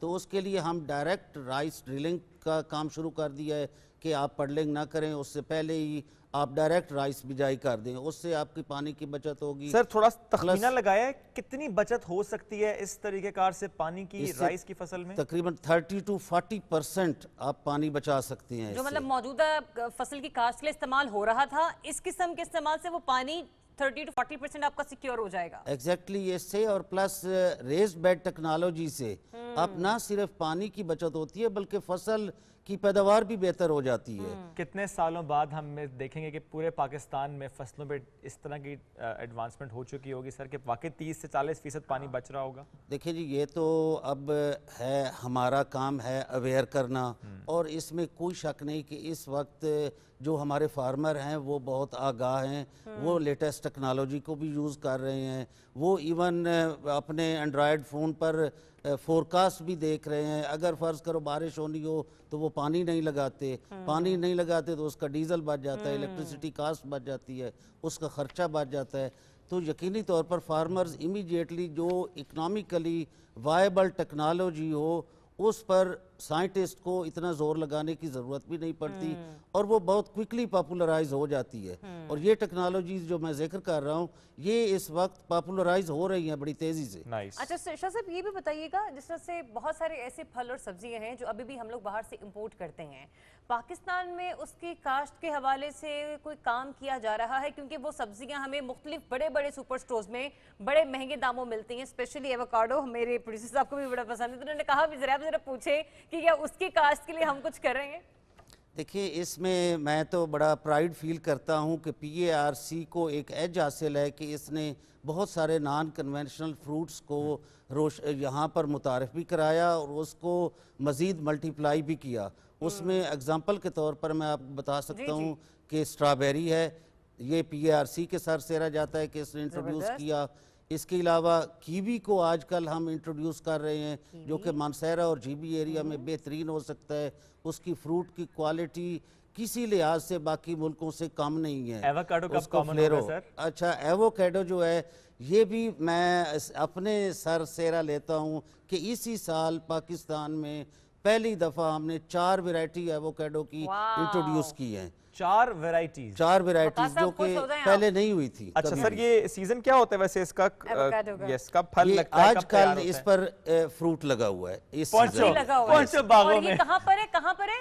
اب اس وقت ہم نے ایکچولی یہ ہمارے اوپر ایک مینڈیٹری ہوتا ہے، لائبلٹی ہوتی ہے کہ جب ہم کوئی نئی ویرائٹی انٹروڈیوس کرتے ہیں تو اس کے جی پی یو لگاتے ہیں مختلف ایریاز میں. تو 4 مختلف جگہوں پر کے پی کے میں ہم نے جی پی یوز اسٹیبلش کر دی ہے، پلس این اے آر سی میں جی پی یو آلریڈی اسٹیبلشڈ ہے جن پر اس وقت فروٹ لگا ہوا ہے. اور کب اترے گا؟ ہاں یہ کب توڑ سکتے ہیں؟ موسٹ پروبیبلی یہ 2 مہینے بعد پلان کرنا ہے ہم نے. اور ایووکیڈو کو اگر میں آپ کو بتاؤں تو اس کو مکھن پھل بھی کہتے ہیں، ہائیلی نیوٹریشس ہے. اس کو بچوں کے لیے اسپیشلی بہت زیادہ ریکمینڈڈ ہوتا ہے. یا مایونیز کی جگہ پر بریڈ پر لگا کے آپ کھا بھی سکتے ہیں. شاہ صاحب پلیٹ آپ نے تیار رکھنی ہے، 2 مہینے بعد ہم نے جا کے لے کر آئیں گے اور 2 مہینے بعد ہم جائیں گے اور ڈیفینیٹلی آپ کی اجازت سے جائیں گے کیونکہ مجھے ویسے درخت سے پھل توڑنا بڑا پسند ہے. اور میں ایسے پھر کہتا ہوں چور. اچھا میں آپ کو ایک عرض کروں کہ ہم ویسے بڑا اس کو پروموٹ کر رہے ہیں. یہ اسپیشلی کرونا انوائرمنٹ میں ہم لوگوں کو کہتے ہیں کہ آئیں تشریف لائیں، آپ فیلڈز میں پھریں, آپ کی سائیکو تھراپی بھی ہوگی اور آپ کو کوئی ایشو بھی نہیں ہوگا. زبردست زبردست sir, thank you very much, it was nice having you today. بہت کچھ آپ سے ہم سمجھ پائے, اسپیشلی میں کہوں گا کہ جب بات پانی کی بچت کی ہوتی ہے اس پہ بھی NARC جو ہے وہ لے رہا ہے, چونکہ ظاہر ہے یہی ہماری ضرورت ہے, وقت کی اہم پیارے ضرورت پیارے ہے. میٹھے میٹھے اچھے اچھے پھل, اسٹرابیری, کیوی, ایووکیڈو, یہ وہ ہیں جو کہ پاکستان میں پروڈیوس کیے جا رہے اچھا ہیں. ویسے نو ڈاؤٹ آج سے چند سال پہلے آپ کو اسٹرابیری بہت کم جگہ پر اور کیوی تو اور ہی کم جگہ پر, اب اسٹرابیری تو آپ کو ریڈیو پہ رولتی نظر آتی ہے. ایسے ایووکیڈو آپ کو کامن نظر آیا کریں گے 2 مہینے بعد. چلیں جی ناظرین, نہیں 2 مہینے بعد نہیں, کچھ سالوں بعد وہ جب ہم لے کر آئیں گے مارکیٹنگ اتنی کر دیں گے آپ پہ. اچھا ٹھیک ہے, چلیں ناظرین نیوز بریک کی جانب بڑھنا ہے, واپس آئیں گے, stay with us.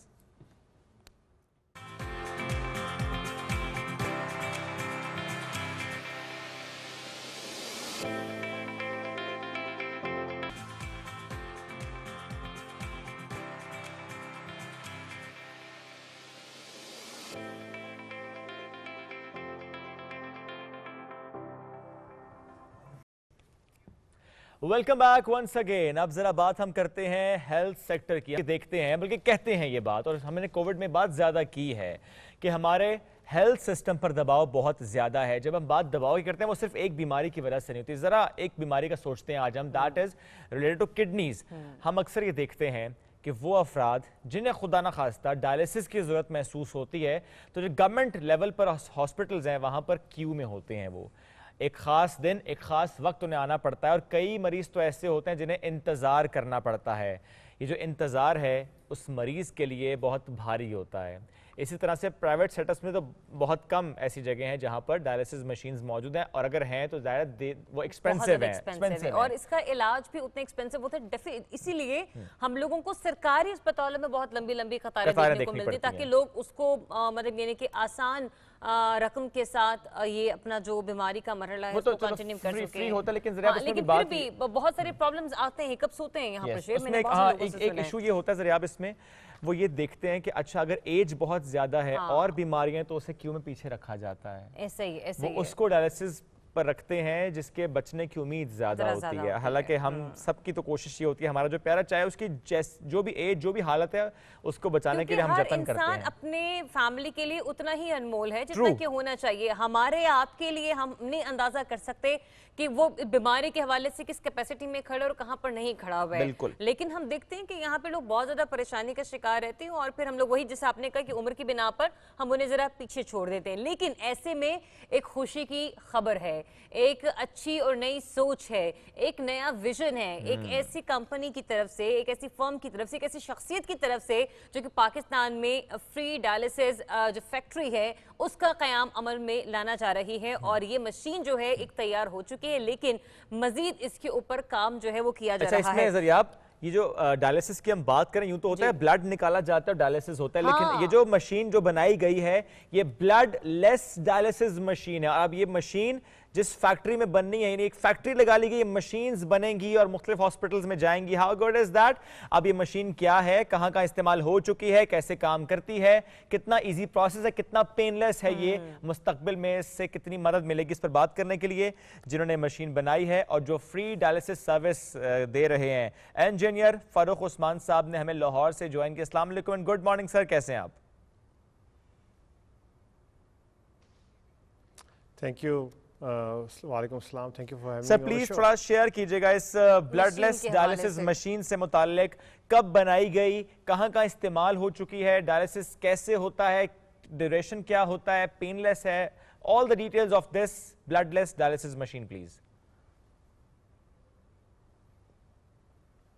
Thank you for inviting me here. یہ ہم لوگوں نے, میں امریکہ کو چھوڑ کے پاکستان 2017 میں آیا تھا, اس پروجیکٹ کو شروع کیا تھا, اور میرے ساتھ کچھ گورے دوست ہیں, مائیکل والویٹس ہے, he is from MIT, Eric فلیش بارٹ ہے, ڈاکٹر فرینک روڈولف ہے. ہم سارے پاکستان 2017 میں آئے تھے. 17 سے لے کے 2020 مارچ تک ہم نے نان سٹاپ 3 سال محنت کی, اور اس کے بعد ہم نے پہلی مشین جو ہے ہاسپٹل لے کے گئے, اور ہم نے پہلا ڈائلیسس پیشنٹ مارچ 2020 میں کیا تھا, کووڈ کے آنے سے 5 دن پہلے, اور اس کے بعد لاک ڈاؤن لگا. اور اللہ کا شکر یہ ہے کہ اب ہمیں تقریباً 1.25 سال ہو گیا. ملٹیپل ہاسپٹلز میں ہم نے ملٹیپل پیشنٹس کیے ہیں, کل بھی ہم نے صبح ایک پیشنٹ کیا تھا ایک ہاسپٹل میں، اور اس میں کچھ لوگوں کو کرونک پرابلمز ہیں، اور کچھ کیسز میں ایسا تھا کہ ہمیں کال آئی کہ اس بندے کی جان بچانی ضروری ہے، بہت زیادہ واٹر ریٹینشن ہے اور دوسرے قسم کا ڈائلسس ان کا ہو نہیں سکتا، اور ہم بھاگے ہاسپٹل اور 4 یا 5 گھنٹے پیشنٹ کو ٹریٹ کیا، اور اگلے دن وہ پیشنٹ جب واک کر کے ہاسپٹل سے باہر نکلی اس نے کہا آپ نے میری زندگی بچا لی ڈاکٹر صاحب، ڈاکٹر نے کہا ہم نے نہیں، اس 20-25 سال کے بچوں نے بچائی ہے۔ تو اللہ تعالیٰ کا کرم ہے۔ اب یہ ہے کہ مشین انوینٹ ہو گئی ہے بلڈ لیس ڈائلسس پاکستان میں، پاکستان دنیا کا 5واں ملک ہوگا جو انشاءاللہ بنائے گا بھی اور ایکسپورٹ بھی کرے گا، اور ہم فیکٹری لگا رہے ہیں لاہور میں، اور اچھا خاصا بڑا پروجیکٹ چل رہا ہے 6 کنال کے اوپر، تاکہ یہ پاکستان میں مینوفیکچر ہو اور پاکستان سے نہ صرف پاکستان کی نیڈ پوری اور ایکسپورٹ کی جائے۔ کہ ایسی سچویشن میں چونکہ آپ ایک فیکٹری بھی بنانے جا رہے ہیں، فیکٹری کا قیام عمل میں لایا جا رہا ہے، کیا یہ مشین اس طرح کی ہے کہ جس سے ہم لوگ گھر پہ بلڈ پریشر کی مشین رکھ لیتے ہیں، کچھ اور مشین رکھ لیتے ہیں، شوگر چیک کرنے کی مشین رکھ لیتے ہیں، اس مشین کو بھی مریض گھر پر رکھ سکتے ہیں؟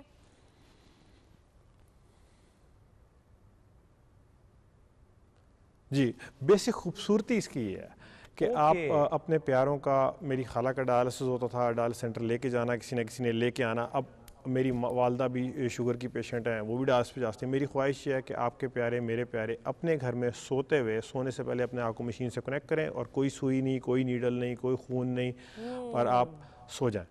صبح اٹھیں، اپنے آپ کو مشین سے ڈسکنیکٹ کریں، دفتر چلے جائیں، کام پہ چلے جائیں۔ جس بندے نے 3 دن ڈائلسس سینٹر میں بیٹھے رہنا ہے اس کی دکان کون چلائے گا؟ کاروبار تباہ ہوتے دیکھے اپنے رشتہ داروں کے، میں نے لوگوں کے، تو اسی وجہ سے میں امریکہ چھوڑ کے پاکستان آیا تھا کہ اس کو چینج کر دینا ہے۔ واقعی بڑی درست بات آپ نے کی ہے، بڑی درست بات آپ نے کی ہے کہ وہ جو مریض ہے اگر وہ ڈائلسس مشین کے لیے، ڈائلسس کے لیے کسی سینٹر میں جائے گا، گھنٹوں گھنٹوں وہاں جائے گا، تو کام کیسے چلے گا؟ نہ صرف اس کا بلکہ ایک اٹینڈنٹ بھی پھر ساتھ ہوتا ہے، وہ گھر کا جو فرد ہے وہ بھی متاثر ہوتا ہے۔ سر یہ مشین آپ نے کہا کہ نو نیڈل اور کوئی بلڈ نہیں، تھوڑا سا بتائیں کتنی بڑی مشین ہے، کاسٹ کیا ہوتی ہے اس کی، مینٹیننس کاسٹ بھی کوئی آتی ہے کیا؟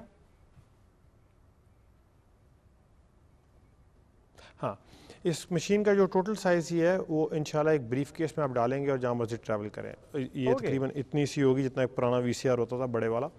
اور کاسٹ اس کی جو ہے، جو بلڈ لیس ڈائلسس مشینیں ہیں امریکہ میں بکنے والی آدھی سے زیادہ بلڈ لیس ڈائلسس مشینوں پہ میرے ہاتھ کا لکھا ہوا کوڈ چلتا ہے، اور ہمارے ساتھ راڈ کینی وہ ڈیزائن میرا ہے، اس سے آپ پوچھ لیں، راڈ سے پوچھ لیں، میرے سے پوچھ لیں، ایک مشین 20 سے 30 ہزار ڈالر کی پڑتی ہے، امریکن بلڈ لیس ڈائلسس مشین۔ تو ہماری خواہش یہ ہے، اور انشاءاللہ ہم جتنا آپ کا کرایہ رکشے کا اور موٹر سائیکل کا اور سارا خرچہ ہوتا ہے اتنے کرائے میں آپ کو مشین دے دیں گے، آپ گھر لے جائیں جتنا آپ نے سسپینڈ کرنا ہے۔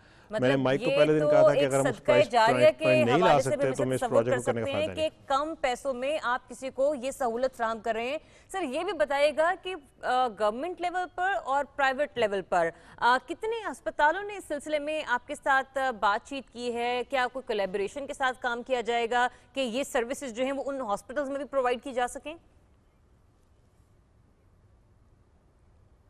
ہاں، پہلی چیز میں بتا کلیئر کر دوں کہ مشین کے علاوہ کچھ تھوڑے اور کنزیومیبل اور چیزیں بھی ہوں گی، کچھ لیکوڈز اور کچھ چیزیں اس کے ساتھ چاہیے ہوتی ہیں، لیکن اوورآل کاسٹ ہماری یہ ٹارگیٹ ہے کہ ہم ہیمو ڈائلسس سے 30% کم رکھیں۔ دوسری چیز یہ آپ نے پوچھا کہ کون کون سے ہاسپٹل ہیں، لاہور میں بحریہ ہاسپٹل نمبر 1 پہ جا رہا ہے، ہمارے ساتھ ڈے 1 سے چل رہا ہے، بہت بولڈ لوگ ہیں، پروگریسو لوگ ہیں۔ جناح ہاسپٹل میں ڈاکٹر شفیق چیمہ صاحب ہیں، بحریہ میں ڈاکٹر احد قیوم ہے، ڈاکٹر نعمان ہے فاطمہ میں، یہ سارے لاہور کی کمیونٹی جو ہے ہمارے ساتھ چل رہی ہے۔ اسلام آباد میں کئی ہاسپٹلس ہمارے ساتھ انٹرسٹڈ ہیں، کراچی سے مجھے بہت کال آئی ہیں، بہت میجر ہاسپٹل سے۔ ابھی پہلے ہم لاہور سے سٹارٹ کریں گے، اور ہمارے بہت سارے NOCs گورنمنٹس کے ساتھ ابھی پینڈنگ میں ہیں، تو جب تک وہ NOC سارے نہیں آتے تو ہم لیگلی اس کو لانچ نہیں کر سکتے۔ ہم بڑے چھوٹے پروگرامز لانچ کر رہے ہیں، لیکن انشاءاللہ جو سالوں کی بات تھی وہ مہینوں پہ رہ گئی ہے، اور we will get over this جیسی فیکٹری فنش ہوگی، ساری اپروولز لے کے پھر اس کو مارکیٹ لانچ کریں گے۔ اس میں ہاں ڈریپ ایک میجر ادارہ ہے، اور بھی چھوٹے کافی سارے ادارے ہیں گورنمنٹ میں، کافی سارے NOCs چاہیے، تو انشاءاللہ سر میں چاہوں گا یہ کہ آپ اگر پلیز یہ بتا دیں، آپ نے صرف ایک ڈریپ کا نام تو لیا، چونکہ ظاہر ہے یہ ایک پلیٹ فارم ایسا ہے کہ ہم چاہیں گے کہ جو ادارے اس میں انوالو ہیں ان تک یہ پیغام جائے اور اس کو ایکسپیڈائٹ کیا جائے، بیکاز یہ بہت زیادہ ضروری ہے، کیونکہ جس طرح میں اور آپ ذکر کر رہے تھے اس کے آغاز میں بھی، یہ بہت اچھی مشین ہے جس پر آپ لوگوں نے کام کیا ہے، بلڈ لیس مشین ہے، پین لیس ہے، جس طرح آپ نے کہا بریف کیس کی سائز کیونکہ گھر میں آپ رکھ سکتے ہیں، اور سستی ہے، بہت سستی ہے، جتنا کرایہ لگتا ہے رکشے کا اتنے میں آپ کو رینٹ پہ لے کے چلے جائیں گے، خریدنی بھی نہیں ہے، رینٹ پہ لے کر جائیں گے۔ مطلب یہ کہ کچھ لوگ اس بارے میں سوچتے رہ جاتے ہیں کہ کس طرح سے کرنا ہے، اپنے پیاروں کا خیال کیسے کرنا ہے، مطلب ایک غریب بھی ایک آسان طریقے سے اپنا علاج کروا سکے گا، جو ایک طریقے سے ایک حد تک مفت برابر بھی ہوگا۔ تو سر کچھ اس بارے میں سے شعیب نے پہلے بھی کہا کہ وہ بتائیے کہ کون کون سے ادارے ہیں جن کا تعاون آپ کو درکار ہے؟ ہاں، اصل میں نا ادارے ہمارے ساتھ تعاون کر رہے ہیں، لیکن پاکستان کا رول یہ ہے کہ آپ پہلے فیکٹری لگاتے ہیں اور پھر مشین کی اپروول کے لیے دیتے ہیں۔ امریکہ میں 9 ڈیوائسز میں نے FTA سے اپروو کروائیں، اور میں امریکہ میں امریکن گورنمنٹ کا اصول یہ پہلے آپ ڈیوائس اپروو کرواتے ہیں اور پھر فیکٹری لگاتے ہیں۔ تو پاکستان میں ان کو اپنے رولز کو فالو کرنا ہے، اور ہم بھی ان کے رولز کو فالو کر رہے ہیں کہ پہلے فیکٹری پوری تیار ہوگی، وہ ان کی انسپیکشن ٹیم آئے گی، وہ دیکھے گی، پھر وہ اگلی پروڈکٹ پہ اجازت دیں گے۔ سر تو پھر ہم کیا سمجھیں، اس میں تھوڑا سا صبر تو ہے، اور میرے تیاری لیے کب مشکل ہے۔ تک ہو جائے گی یہ فیکٹری، کب تک تیار ہو جائے گی، کب مشینز بننا شروع ہو جائیں گی، اور آپ کو کیا لگتا ہے یہ اپروول والا معاملہ کب تک ہو پائے گا؟ سوری دیکھیں، فیکٹری انشاءاللہ 1 سے 2 مہینے میں تیار ہو جائے گی، اور اپروول ہم نے پاکستان انجینئرنگ کونسل کے ساتھ آلریڈی کام شروع کیا ہوا ہے، ڈریپ کے ساتھ بھی ہم نے کام شروع کیا ہوا ہے۔ ہماری تو کوشش یہ ہے کہ یہ چیز اس سال کے اینڈ سے پہلے ہم میس اسکیل پہ لانچ کر دیں، باقی اللہ کی رضا ہے اور کوشش ہم سب کی ہے۔ زبردست سر، یوں تو ہمارے بھی اس کچھ سوالات ہیں، لیکن ناظرین کے لیے بھی ہے کہ اگر آپ کوئی سوال کرنا چاہتے ہیں فاروق صاحب سے تو آپ ہمیں کال بھی کر سکتے ہیں، کیونکہ یہ ایسا سیگمنٹ ہے جو واقعی کر کے بڑا مزہ آ رہا ہے، کیونکہ یہ ایک خدمت ہو رہی ہے، عوام کی خدمت ہو رہی ہے، کہ ایسی مشین کی بات ہو رہی ہے جو کہ دنیا بھر میں صرف 5 ممالک کے پاس موجود ہے، ایک پین لیس بلڈ لیس ڈائلیسس مشین۔ چونکہ ڈائلیسس سے متعلق جب ہم بات کرتے ہیں، ایک تو وہ پین والا معاملہ، ٹائم کنزیومنگ، اور جیبیں خالی ہو جاتی ہیں، آپ کی زندگیاں متاثر ہو جاتی ہیں، آپ کا روزگار چلا جاتا ہے، آپ کی پوری فیملی لائف ڈسٹرب ہو جاتی ہے۔ لیکن اب اس انوینشن سے، اس ایجاد سے، اور اس پر جس طریقے سے کام ہو رہا ہے بڑی تیزی کے ساتھ، جس طرح فاروق صاحب نے کہا کہ 1-2 مہینے میں فیکٹری کا تیار ہو جانا، اور اپروول کے لیے آلریڈی بات چیت چل رہی ہے، تو مجھے امید ہے اور میری دعا ہے کہ 1-2 مہینے سے بھی کم اور جلدی یہ کام ہو جائے۔ اور سر یہ بھی بتائیے گا کہ پہلے مرحلے میں کیا آپ کا ٹارگٹ ہے، کتنی مشینیں جو ہیں وہ کیا کہتے ہیں تیار ہو جائیں گی، اور ہم دیکھیں گے کہ یہ ٹارگٹ آپ جو ہیں وہ پہلے مرحلے کا اس سے پہلے کہ وہ جواب دیں، بس ایک نمبر اناؤنس کر رہا ہوں تاکہ اگر کسی نے کال کرنی ہے فاروق صاحب سے بات کرنے کا، that is 9222-925 9222-925۔ Of course you have to dial 051۔ Sir please آپ جواب دیجئے۔ جی، کویشچن جو ہے وہ انشاءاللہ ہم جو فیکٹری اسٹیبلش کر رہے ہیں وہ تقریباً 6 کنال پہ ہے، اور اس کی کیپیسٹی ہم بڑھا سکتے ہیں جتنی بھی بڑھانی ہو۔ تو ابھی اس میں تھوڑا سا ڈاکٹر کمیونٹی اور تھوڑا سا نئی ٹیکنالوجی کو یوز کرنے کی ٹریننگز بھی شامل ہیں، اس میں سے امریکہ سے اوورسیز پاکستانی اس کی کافی بڑی کمیونٹی ہے جو آ کے پاکستانی کمیونٹی کو ٹرین کرے گی، اور پاکستان میں بھی اچھے ٹریننگ کے لوگ ہیں جو اس نئی میڈیکل پروسیجر پہ لوگوں کو ٹرین کریں گے۔ تو پاکستان سوسائٹی آف نیفرولوجی اس پہ کافی کام کر رہی ہے، اور انشاءاللہ ہم لوگوں کو، نرسوں کو، ٹیکنیشینز کو، پیشنٹ کی کیئر، وہ سارا کا سارا، ڈاکٹر صاحب ساتھ ہی رہیے گا، ہمیں ایک کال پر کالر نے جوائن کیا ہے، انہیں شامل گفتگو کرتے ہیں۔ السلام علیکم، کون ہیں اور کہاں سے بات کر رہے ہیں؟ جی السلام علیکم، میں شیراز بات کر رہا ہوں اسلام آباد سے۔ شیراز صاحب کیسے ہیں آپ؟ جی الحمدللہ۔ شیراز صاحب ڈیفینیٹلی سیگمنٹ دیکھ کے آپ نے ہمیں اپروچ کیا، ڈاکٹر فاروق عثمان صاحب بیٹھے ہوئے ہیں، کوئی بھی سوال اس سلسلے میں آپ پوچھنا چاہیں اپنے کسی بھی پیارے کے لیے آپ پوچھ سکتے ہیں۔ فاروق صاحب آپ کو بھی اس کی آواز آ رہی ہوگی؟ جی میں یہ کوشچن کرنا چاہتا ہوں کہ جس طرح ڈاکٹر صاحب نے کہا کہ ڈائلیسس ہوں گے، نیڈل فری ڈائلیسس ہوں گے اس میں، تو بیسیکلی جو کڈنی کا پیشنٹ ہوتا ہے جو ڈائلیسس ضرورت ہوتی ہے اس کے لیے بیسک ٹیسٹ ہوتے ہیں، جیسے کریٹینن لیول ہو گیا، بلڈ یوریا لیول ہو گیا، تو کیا یہ اس مشین کے ہم یوز کریں گے یہ خود ڈائگنوز کر دے گی ان تمام لیولز کو، اور اس کے بعد خود ہمیں بتائے گی کہ اس کا کریٹینن لیول بہتر ہو گیا اور کیسا ورک کرے گی؟ دوسرا نمبر 2 یہ ہے کہ جو کڈنی کا پیشنٹ ہوتا ہے، ٹرانسپلانٹ پیشنٹ ہو گیا یا ڈائلیسس کا پیشنٹ ہو گیا، وہ تو بہت سینسٹیو ہوتا ہے، اور اس کے لیے تو اس کو جو پری میجرز لینے ہوتے ہیں تو ہاسپٹل میں مکمل چیک اپ وغیرہ ہوتا ہے، تو کیا جیسے ڈاکٹر صاحب کہہ رہے ہیں کہ گھر میں یوز کر سکتے ہیں، تو اسے گھر میں یوز کرنے کا کیا طریقہ کار ہوگا؟ ٹھیک ہے انجینئر فاروق صاحب please respond to that question. ہاں thank you for this question. دیکھیں پہلا کوشچن تو یہ تھا کہ آپ کا کہ جو یوریا کریٹنن اور وہ ساری میڈیکل رپورٹس ہیں وہ آپ کی بلڈ ورک اس طرح ہی ہوتے ہیں جس طرح ہیمو ڈائلسس میں ہوں گے, اس طرح ہی بلڈ لیس ڈائلسس میں ہوں گے. آپ میڈیکل رپورٹس ڈاکٹر دیکھتا ہے اور ڈاکٹر اس کے حساب سے مشین کو کنفیگر کرتا ہے کہ اس بندے کا اس طرح ٹریٹمنٹ کرنا ہے, اور کسی کو 2 گھنٹے کے لیے کرے گا, کسی کو ڈاکٹر 4 گھنٹے کے لیے کرے گا. وہ یوریا کریٹنن کی مینجمنٹ ڈاکٹر اور پیشنٹ کے بیچ میں ہے, اور وہ ڈاکٹر کے پاس ایپ ہوتی ہے, ایپ سے وہ مشین کو آپ کے گھر میں بیٹھے بیٹھے اوور IoT ٹیکنالوجی کلاؤڈ کے تھرو آپ کو کنفیگر کر دیتا ہے. دوسرا سوال آپ کا یہ تھا کہ کیئر کتنی چاہیے ہوتی ہے. بیسکلی جو پاکستان میں ڈائلسس کی ٹیکنیک ہے اس کو کہتے ہیں ہیمو ڈائلسس. ہیمو ڈائلسس میں آپ کے بازو کے اوپر ایک فسچلا بنتا ہے, فسچلا میں ایک سوئی ماری جاتی ہے, اور سوئی کے تھرو مشین میں خون جاتا ہے, اور وہ خون مشین سے صفائی ہو کے واپس آپ کے جاتا ہے. وہ ایک بڑا نازک عمل ہے. اس نازک میں فسچلا میں پن صحیح گئی نہیں گئی, آپ کو ایکسپرٹ چاہیے جو اس کو مینٹین کر سکے, اور اگر آپ ڈائبیٹک ہیں, فسچلا میں انفیکشن آ گیا, یہ سارے معاملے, اس لیے یو نیڈ اے سینٹر, ٹھیک ہے, ہیمو ڈائلسس کے لیے. جو ٹیکنالوجی ہم لے کے آ رہے ہیں اس میں بلڈ ہی نہیں ہے, اس میں نیڈل ہی نہیں ہے, اس میں آپ کے یہاں پہ ایک ایکسیس پوائنٹ بنتا ہے پیٹ کے پاس, اور اس کی پلاسٹک کا اس کا کنیکشن ہوتا ہے. جیسے آپ کا انجیکشن کے لیے یہاں پہ آپ ہاسپٹل میں جائیں آپ زیادہ تو ایک نیڈل سی لگا دیتے ہیں, رائٹ, اس طرح. تو وہ بڑا آسان ہے, اور 300 ملین تھراپیز امریکہ میں اس ٹیکنالوجی سے ہو چکی ہیں, جس میں سے آدھی سے زیادہ میں کنٹریبیوٹ لے سکتا ہوں کچھ کریڈٹ.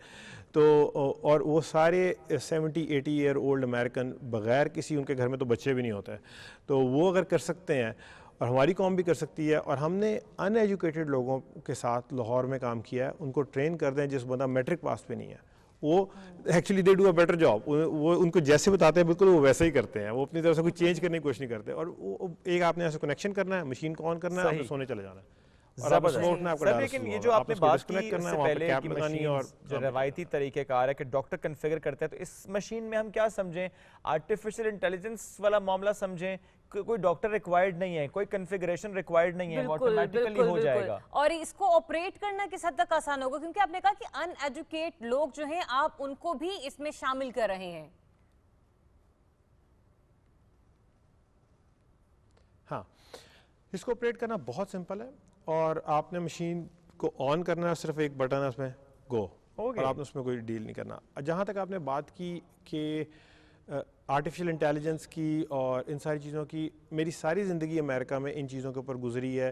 جب ڈاکٹر وہاں نہیں ہے, پیشنٹ سو رہا ہے, نرس سو رہی ہے, تو اس وقت ہم بیٹھے ہیں, اور ہم بھی نہیں بیٹھے, ہمارا لکھا ہوا سارا کا سارا الگوریدم, آرٹیفیشل انٹیلیجنس, سارے پروگرامنگ, کہ اگر گرمی کے دن تھے, برسات کے آپ کو پسینہ زیادہ آیا جسم, اور سردیوں میں پیشاب زیادہ آتا ہے, تو وہ سارے معاملات ہمارا اس وقت کمپیوٹر چل رہا ہوتا ہے اس کے اندر, کہ اب ایسے اس کو اٹھانا ہے, اب ایسے اس کو ڈیل کرنا ہے, اور اس کو سوتے بندے کو کیسے ڈائلسس کر کے. اور یہ تو اور اچھی بات ہے کہ سوتے ہوئے ڈائلسس ہو جائیں گے. ٹھیک ہے سر, ایک اور کالر ہے, فون ریسٹور ہوتا ہے, آپ بھی ریسٹور ہو جائیں گے. ایک اور کال ہے, ہاں وہ لیتے ہیں. السلام علیکم اینڈ ویری گڈ مارننگ. کون صاحب ہیں اور کہاں سے بات کریں, پلیز بتائیے. وعلیکم السلام میڈم, میں شفیق بول رہا ہوں کراچی سے. شفیق صاحب پلیز سوال کیجیے گا. سر میرا یہ سوال ہے انجینئر فاروق صاحب سے کہ یہ جو ڈائلیسس ہوتا ہے, جو ہیمو ڈائلیسس ہوتا ہے وہ تو بلڈ سے ہوتا ہے, اس کے علاوہ ایک ڈائلیسس ہوتا ہے پیریٹونیل ڈائلیسس, جو کہ کنسنٹریٹڈ فلوئڈ اور مور کنسنٹریٹڈ اور لوور کنسنٹریٹڈ فلوئڈ سے ہوتا ہے. تو یہ اس طرح کیا کوئی پیریٹونیل ڈائلیسس ٹائپ ہے یہ مشین, یا کچھ اور ہے؟ کیونکہ بلڈ لیس بول رہے ہیں, وہ بھی بلڈ لیس ہی ہوتی ہے جو پیریٹونیل ڈائلیسس ہوتی ہے. ٹھیک ہے, سوال آگے سر. فاروق صاحب پلیز. ہاں, پیریٹونیل ڈائلسس میں 2 قسمیں ہیں. ایک کہتے ہیں CAPD, کنٹینیوس ایمبولیٹوری پیریٹونیل ڈائلسس, جس میں آپ بیگس کے تھرو ایک بیگ اوپر کرتے ہیں اور ایک بیگ زمین پہ رکھتے ہیں. پاکستان میں تقریباً کوئی 30 سے 60 کے قریب پیشنٹس یا 100 کے قریب پیشنٹس کا CAPD ہو رہا ہے. اس میں ایک نئی ٹیکنالوجی جو ہے جو ہم پاکستان لا رہے ہیں, اس میں اس کو کہتے ہیں آٹومیٹڈ پیریٹونیل ڈائلسس. تو بلڈ لیس ڈائلسس جو ہے وہ ایکچولی آٹومیٹڈ پیریٹونیل ڈائلسس کی ٹیکنالوجی کے اوپر بیس کرتا ہے, جس میں ایک کنسنٹریٹڈ سولوشنز ہوتے ہیں جس کو ڈائنیل کہتے ہیں. اور ڈائنیل سولوشنز جو ہے وہ مشین آپ کے یہ پیریٹونیل کیویٹی کے اراؤنڈ فل کرتی ہے, اور وہ گھنٹہ 1.5 گھنٹہ وہاں بیٹھتا ہے, اور مینول اور آٹومیٹڈ میں کافی سارے فرق ہیں، اس لیے 90% امریکنس جو مینول پہ سٹارٹ کرتے ہیں وہ آٹومیٹڈ پہ آ جاتے ہیں. لیکن دا ریزن ہم نے پروجیکٹ سٹارٹ کیا کہ جب مجھے 2016 میں پتہ لگا کسی پیارے نے مشین مانگی تو پتہ لگا پورے ملک میں ایک بھی مشین نہیں ہے. اس وقت میں نے میری وائف نے فیصلہ کیا یار پاکستان چلتے ہیں اور یہ مشین بناتے ہیں 22-23 کروڑ عوام کے پاس ایک بھی مشین نہیں ہے اس کی. تو دس از آٹومیٹڈ پیریٹونیل ڈائلسس. سر پاکستان کو ایسے لوگوں کی بہت ضرورت ہے. ایک اور کال ہے اور ہم تھینک یو کریں گے آپ کا کہ آپ کے توسط سے اس پلیٹ فارم کے ذریعے وہ لوگ جو کس پریشانی سے دوچار ہیں انہیں آپ گائیڈ کر رہے ہیں، رہنمائی کر رہے ہیں. السلام علیکم، کون صاحب ہیں اور کہاں سے بات کر رہے ہیں؟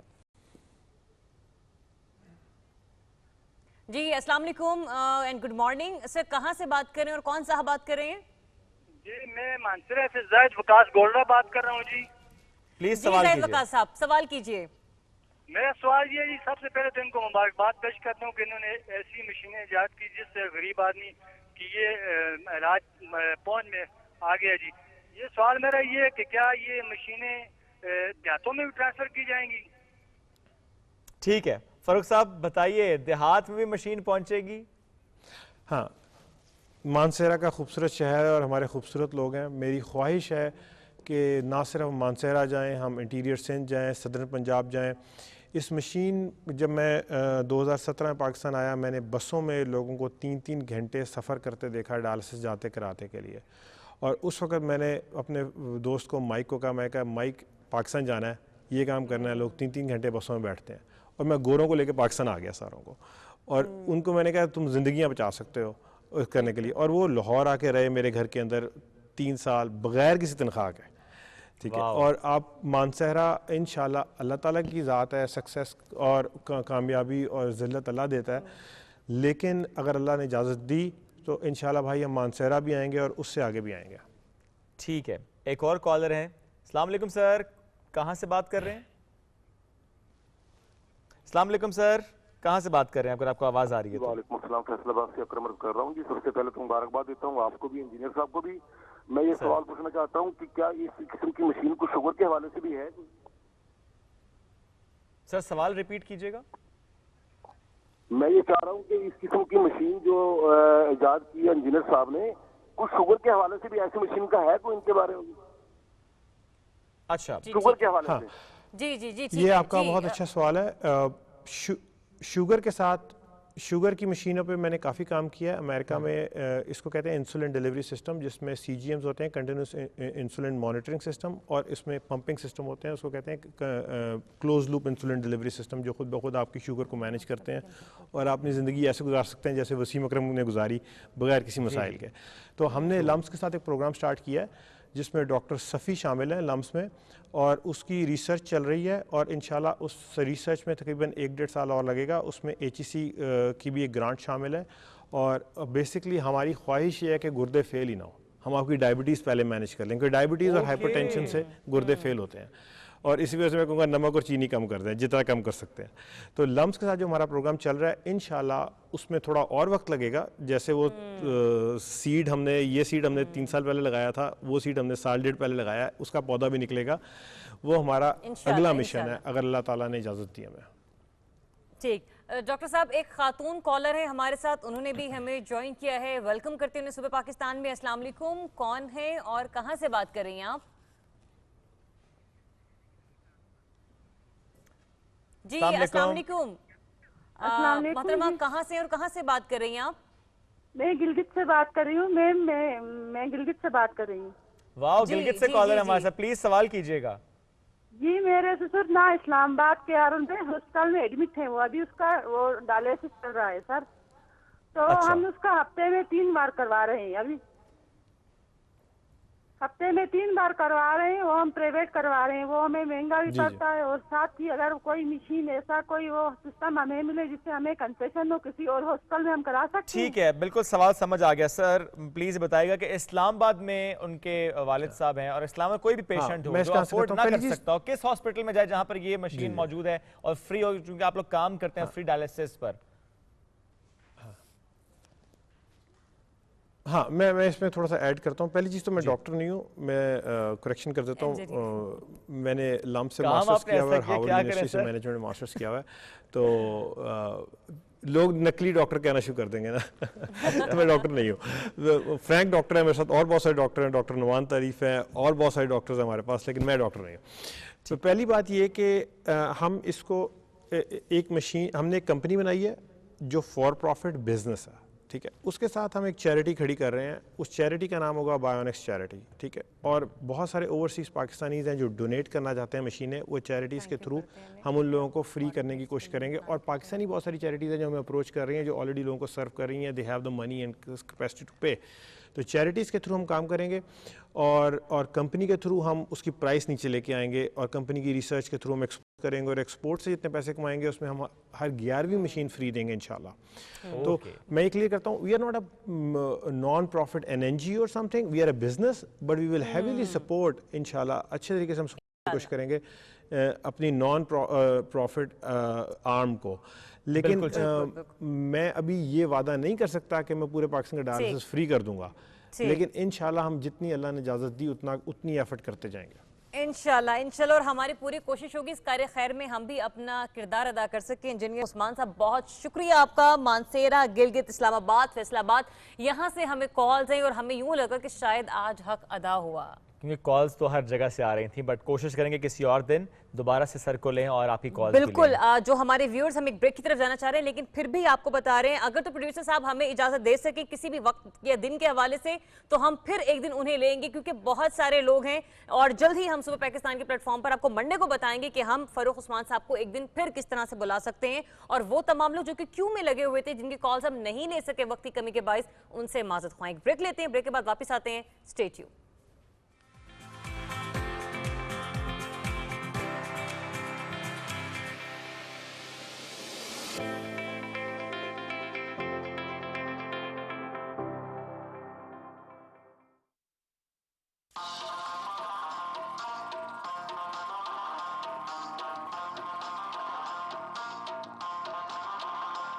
अम्मी जियो जी खाला अब ना करो बहाना, सुन लो जी मेरा गाना बखैर आगले।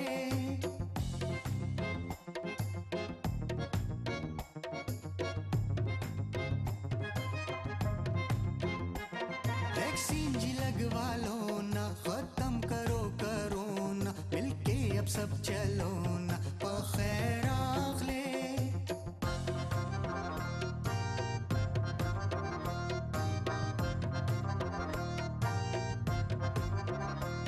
जिद पे रहोगे ऐसे सब एक होंगे कैसे, अब और बढ़ता जाएगा ये फिर नहीं रुक पाएगा। अगर है इसको हराना, वैक्सीन है जल लगवाना, सबको है लेके जाना बखैर आगले।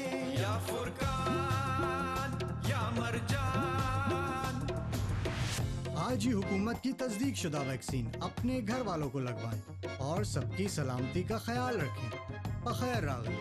कोरोना वैक्सीनेशन से मुताल्लिक मजीद मालूमात के लिए हुकूमत खैबर पख्तूनख्वा की हेल्पलाइन 1700 पर कॉल मिलाएं।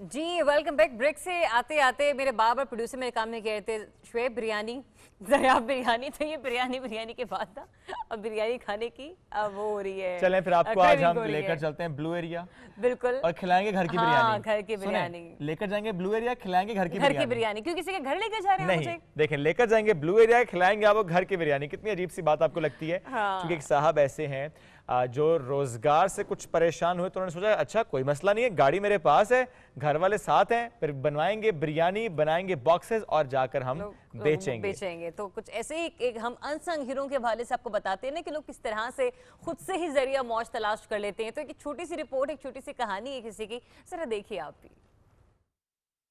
السلام علیکم. وعلیکم السلام. کیسے ہیں آپ؟ الحمدللہ. کب سے سٹارٹ کیا آپ نے؟ سر تیسرا دن ہے. کیسا رسپانس ہے؟ الحمدللہ. اس سے پہلے کیا کر رہے تھے؟ اس سے پہلے سر کریم چلا رہا تھا. اچھا, اب آپ نے سوچا کہ یہ کرتے ہیں؟ جی سر, اپنا بزنس تو کتنے باکسز بنا کے لائے ہیں؟ سر میں آج لایا ہوں 20 باکس. اور کل کتنے لائے تھے؟ کل 22 لایا. سب بک گئے تھے؟ جی سر. تو خود بنا رہے ہیں, گھر میں کوئی بنا رہا ہے؟ گھر میں وائف بنا رہے ہیں. اللہ برکت ڈالے. آمین.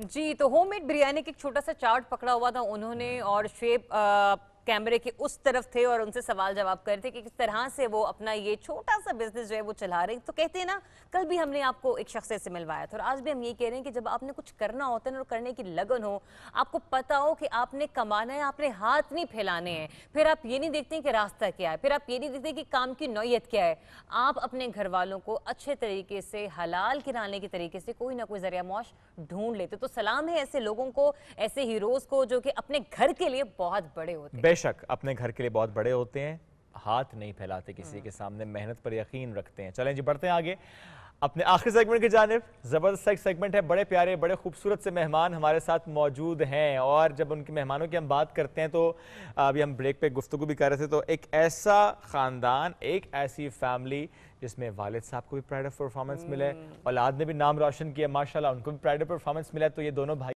ہمارے ساتھ موجود ہیں. وی ہیو ود اس بڑے زبردست سنگر ہیں جی, جاوید نیازی صاحب السلام علیکم, اینڈ بابر نیازی صاحب السلام علیکم اینڈ گڈ مارننگ. کیسے ہیں آپ؟ اللہ کا بہت شکریہ. بس پھر کتنے ایوارڈز ہیں جو اس وقت آپ کے گھر میں لگے ہوئے ہیں؟ تو درجن ایک تو ہو گئے ہوں گے, کیونکہ ماشاءاللہ آپ نے تو خیر بہت کم ہے. بہت کم ہے, ہاں. ایک پوری دیوار ہے. یہ کہنا چاہتے ہیں کہ ایک سال میں درجن. بہت ساری ایوارڈز ہیں جی ماشاءاللہ. ابھی تو سر انشاءاللہ اور ملتے چلے. اللہ کی مہربانی. ایک تو ہمیں آپ نے گفتگو سے یاد ہے, کوریا میں بھی ایک سپرنگ فیسٹیول 75 ملک وہاں پہ آئے تھے, وہاں پہ صرف آپ کو, پاکستان میں آپ کو ایوارڈ ملا. 75 ملک پارٹیسپیٹ کر رہے تھے اور پاکستان کو ریپرزینٹ ہم کر رہے تھے, اور الحمدللہ ان 75 ممالک میں سے ایوارڈ پاکستان کو. سر ویسے تو ڈیفینیٹلی ماشاءاللہ آپ کو لیگیسی اپنے فادر کی آپ لے کر چل رہے ہیں, لیکن جب آپ کو پتا ہو کہ اتنا بڑا کمپٹیشن اور آپ نے پرفارم کرنا ہے, آرٹسٹ کوئی بھی ہو, سٹار کوئی بھی, لیکن جب کمپٹیشن کی بات آتی ہے تو آپ نے اچھا پرفارم کرنا, ایک نروسنس ہوتی ہے. ہاں ظاہر ہے 75 ملک. ارے ڈیفینیٹلی اچھا یہ بھی ہوتا ہے کہ جب آپ کیمرے کے سامنے پہلی دفعہ جاتے ہیں تو تھوڑا سا بندہ نروس ہوتا ہے, جب آپ بار بار آتے ہیں پھر بندہ کھل جاتا ہے. اچھا پتہ کیا ہے, وہ اسٹیج پہ جب بندہ پہلی دفعہ جاتا ہے آڈینس کے سامنے تو کچھ اور ہوتے ہیں, پھر جب آپ کام کرتے کرتے آپ کو ایک وقت گزرتا ہے, آڈینس سے اتنی آشنائی ہو جاتی, تو پھر آپ نہ ڈر سے ہو جاتے ہیں اور اسی ذات سے ڈرتے ہیں, اس کی مدد مانگتے ہیں. باقی لوگوں کو تو آپ انٹرٹین کر رہے ہوتے ہیں. بے شک روٹین میں بھی اللہ کی مہربانی سے روٹین میں بھی آپ لوگ میچنگ کرتے ہیں. اصل میں دونوں بھائی جو ہم ہیں, ہارمونیم ہوتا ہے جب وقت ملتا ہے, اور بہت سا کبھی کبھی تو ایسے ہوتا ہے 4-4 5-5 6-6 گھنٹے 8-8 گھنٹے ہارمونیم میں بیٹھے رہتے ہیں, اور بعض اوقات 2 دن نہیں بجاتے, دل کرتا ہے. جب آپ کا دل چاہتا ہے تو پھر تو نارملی اٹھ کر آپ لوگ اسی وقت مطلب یعنی کہ اٹھتے ہیں, یا صبح پاکستان کی ٹیم نے آپ کو ذرا جلدی اٹھا دیا؟ اب یہ تو یہ شکوہ بھی آنے والا ہے. نہیں, بات یہ ہے کہ صبح تو ارلی الحمدللہ اللہ کی مہربانی نماز صبح پڑھتے ہیں, اس کے بعد چونکہ رات کو سچی بات ہے میں رات کو لیٹ سوتا ہوں, مووی دیکھتا ہوں کوئی نہ کوئی, پھر وہ ایک سمجھ لیں مووی نہیں میڈیسن ہے سونے کی. تو دیکھتے سو جاتا ہوں, پھر نماز کے وقت اٹھتا ہوں تو اس کے بعد پھر آنکھ لگ جاتی ہے. ریاضت کے لیے کیا میں یہی کہنے لگی تھی, میں جلدی سوتا ہوں. تو آپ جلدی اٹھتے ہیں, پھر جلدی اٹھ کے ریاضت بھی ہوتی ہے؟ ہاں ریاضت بھی بعض اوقات ہوتی ہے, بعض اوقات نہیں بھی ہوتی, مطلب کوئی ٹائم فکس نہیں ہے ہمارا ریاض کرنے کا. کبھی ایسے ہوتا ہے کہ صبح اٹھے ریاضت کے لیے بور ہو رہے ہیں کہ بھائی کو ذرا اٹھاتے ہیں, آج اٹھایا, اٹھو بھائی چلو ساتھ؟ نہیں ہے ایسی بات نہیں. مطلب یہ میرا بہت خیال رکھتا ہے، میں اس کا بہت خیال رکھتا اور ہوں، آپ دونوں اس کا بہت خیال رکھتے ہیں، ہم دونوں اس کا خیال. تو سر یہ بتائیں کہ ایک کانسیپٹ ہے نا، مطلب ہم لوگ بڑی موویز دیکھتے ہیں تو اس میں یہ دکھایا جاتا ہے کہ جو سنگرز ہوتے ہیں وہ صبح صبح اٹھ کے ہی ریاضت کرتے ہیں، لیکن یہ وہ صرف ایک عکاسی ہوتی ہے یا آپ کسی بھی وقت کر سکتے ہیں؟ وہ ایک ٹائم تھا، ایک وقت تھا کہ لوگ اسی طرح کرتے تھے، کیونکہ اور ذرائع نہیں تھے کوئی انٹرٹینمنٹ کے، نہ ٹی وی ہوتے تھے، نہ کچھ اور چیزیں اور کام نہیں تھا، تو شام جلدی ہو جاتی تھی، لائٹس بھی اتنی زیادہ نہیں ہوتی تھی، تو جلدی سو جاتے تھے، اور صبح ارلی اٹھ کے تو سارا خاندان اٹھا ہوتا تھا. تو آپ کو پتہ کہ 6 بجے ناشتے ہو رہے ہوتے تھے صبح لوگوں گھروں میں، تو خان صاحب لوگ جو گانے والے لوگ تھے وہ ریاض کر دیتے تھے اپنے گھروں میں. اب یہ ہے کہ بچے جو ہیں، بچے آپ دیکھ لیں، وہ کمپیوٹر کے بچے ہیں آج کے دور کے، وہ ساری رات پتہ نہیں کیا، ان کو کتنا بھی ڈانٹ لیں، کچھ بھی کر لیں، وہ کافی دیر تک کمپیوٹر کے ساتھ کھیلتے ہیں اور لیٹ سوتے ہیں. جب پورا گھر ہی لیٹ سو رہا ہوتا ہے تو پھر آپ بھی بیچ میں. اچھا نہیں سر، میرے کیس میں تھوڑا سا مختلف ہے کہ سوتے تو لیٹ ہیں، اٹھتے پھر بھی جلدی ہیں. اچھا جاوید ہیں، ہم دونوں بھائی پوری دنیا ماشاءاللہ گھومے ہیں، اور وہاں جا کے بھی جاوید ایسا ہوتا ہے کہ بہت ارلی اٹھتا ہے. اچھا عادت ہو گئی ہے نا. عادت ہے. نہیں I am also early, but اکثر عادت کی بات ہے، چاہے سیٹرڈے سنڈے ہو. جاوید جلدی اٹھتے ہیں، اٹھ کے اپنا سارا واش روم ادھر ادھر جا کے سب کچھ کر کے تیار ہو کے بالکل. اچھا ان کی عادت ہے صاف، ہوٹل میں بھی ٹھہرے ہوتے ہیں نا، تو ہاؤس کیپر سے پہلے ہی اٹھ کے اپنے ساری سیٹنگ ویٹنگ کر کے تو چائے وائے منگوا کے پی ہوتے ہیں. پھر جب یہ بالکل چائے پی ہوتے ہیں، پھر مجھے کہتے ہیں بابر میں جی اٹھ جائے یار، 9 بج گئے. تو جاوید پھر بڑے سلیقہ مند انسان ہے. اچھی عادت آپ کی مجھے لگی کہ نارملی یہ ہوتا ہے ہم کسی ہوٹل میں جائیں تو بس ہم بعد میں ایسے نکل گئے، تو ہماری بھی بڑی عادت ہے کہ ہوٹل ہو، کسی کا گھر ہو، کوئی گیسٹ روم، اٹھتے ہوئے اپنا بیڈ بنانا. یہ بڑا اماں نے نا ہمیں وہ سکھایا ہے کہ چاہے اپنے روم میں آپ، چاہے کسی روم میں، آپ نے اٹھ کے بیڈ بنانا ہے، آپ نے ایسے نہیں اٹھ کے اپنے چلے جانا ہے. وہ تو یہ اصل میں آپ کے جو گھر میں بڑے ہوتے ہیں نا، وہ آپ کو بچپن میں ٹیون کر دیا انہوں نے، تو ہم ٹیون ہیں. تو یہ میری ماں اللہ تعالیٰ ان کو بہشتوں میں جگہ، وہ تھے جنتی لوگ تھے بڑے لوگ. میرے والد صبح بہت ارلی اٹھتے تھے، نماز پڑھتے تھے، اور پھر اونچا اونچا شعر پڑھنے اور دعا مانگنے اللہ میاں سے اس کی بارگاہ میں. تو ان کی آواز کے ساتھ ہم اٹھ جاتے تھے. ایک اندر وہ بھی تھا ڈر کہ بم. مطلب میاں محمد بخش کا کلام نا دعا میں کر رہے ہیں کہ میں نہ تے تلکن رستہ، میں نہ تے تلکن رستہ رو رہے ہیں. اور تو ذرا ان کی یادیں تازہ کرتے ہیں، پھر آج کچھ پہلے آپ کر لیں، پھر کنٹینیو ہم کرتے رہیں گے گفتگو ساتھ ساتھ. چلے کیا بات ہے.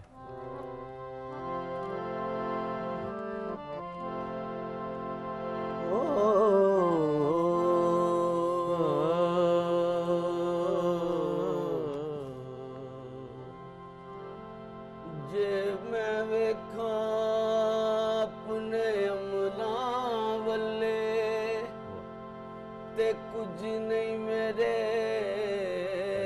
پلے، جے ویکھاں تیری رحمت والے تے بلے بلے بلے.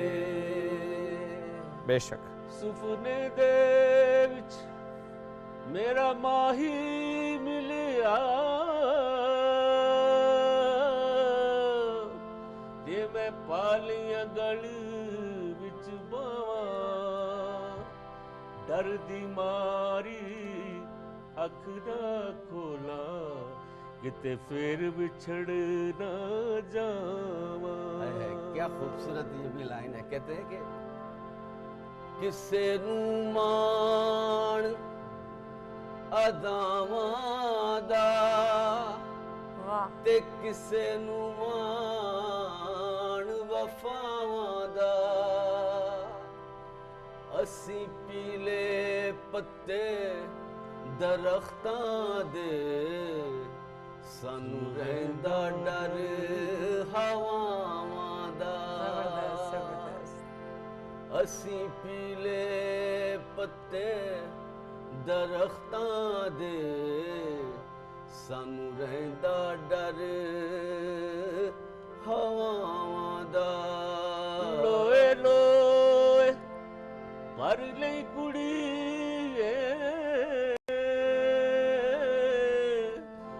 جے تو پانڈا بھرنا، شام پئی بن شام محمد گھر جاندی نے ڈرنا گھر جاندی نے ڈرنا.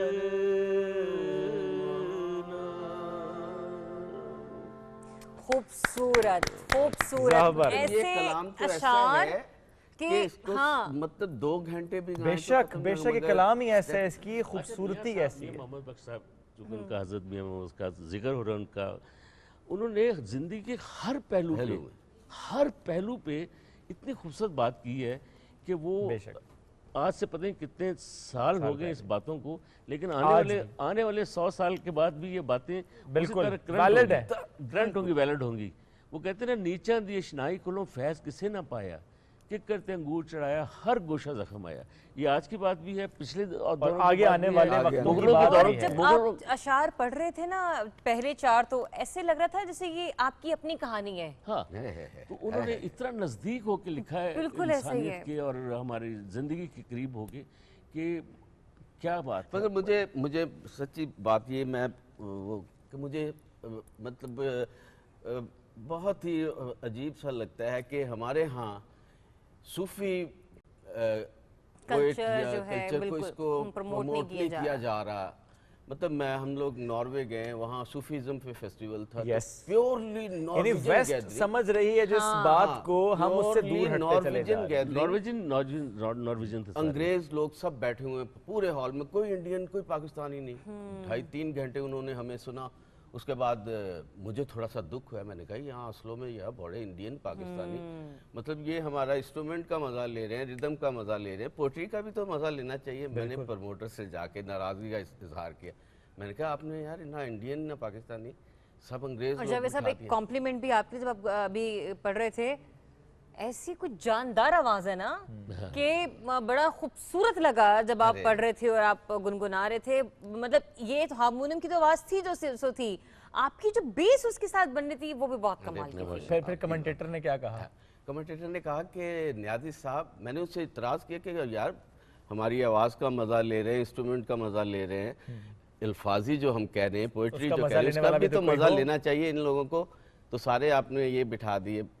تو کہنے لگا نیازی صاحب یہ وہ لوگ ہیں جو بلے شاہ پہ PhD کر رہے ہیں. دیکھیں میں سر پکڑ, میں نے کہا یار جاوید وہ سمتھسونین واشنگٹن میں سمتھسونین میوزیم ہے, وہاں اللہ کی مہربانی سے ہے تو سارا اسی کی مہربانی سے ہوتا ہے. ہمیں وہاں موقع ملا, ہم وہاں گئے ہوئے تھے ایک سلک روڈ فیسٹیول کرنے کے لیے. تو وہ سمتھسونین والوں نے ہمیں سنا اور انہوں نے کہا کہ ہمارا کانسرٹ ایک کریں. بار کیف ہم نے وہاں کانسرٹ کیا. ہم دوسرے پاکستانی فنکار تھے, پہلا ہمارے نصرت فتح علی خان صاحب نے وہاں کانسرٹ کیا تھا, اور دوسرا موقع ہمیں وہاں ملا کہ ہم وہاں گائے.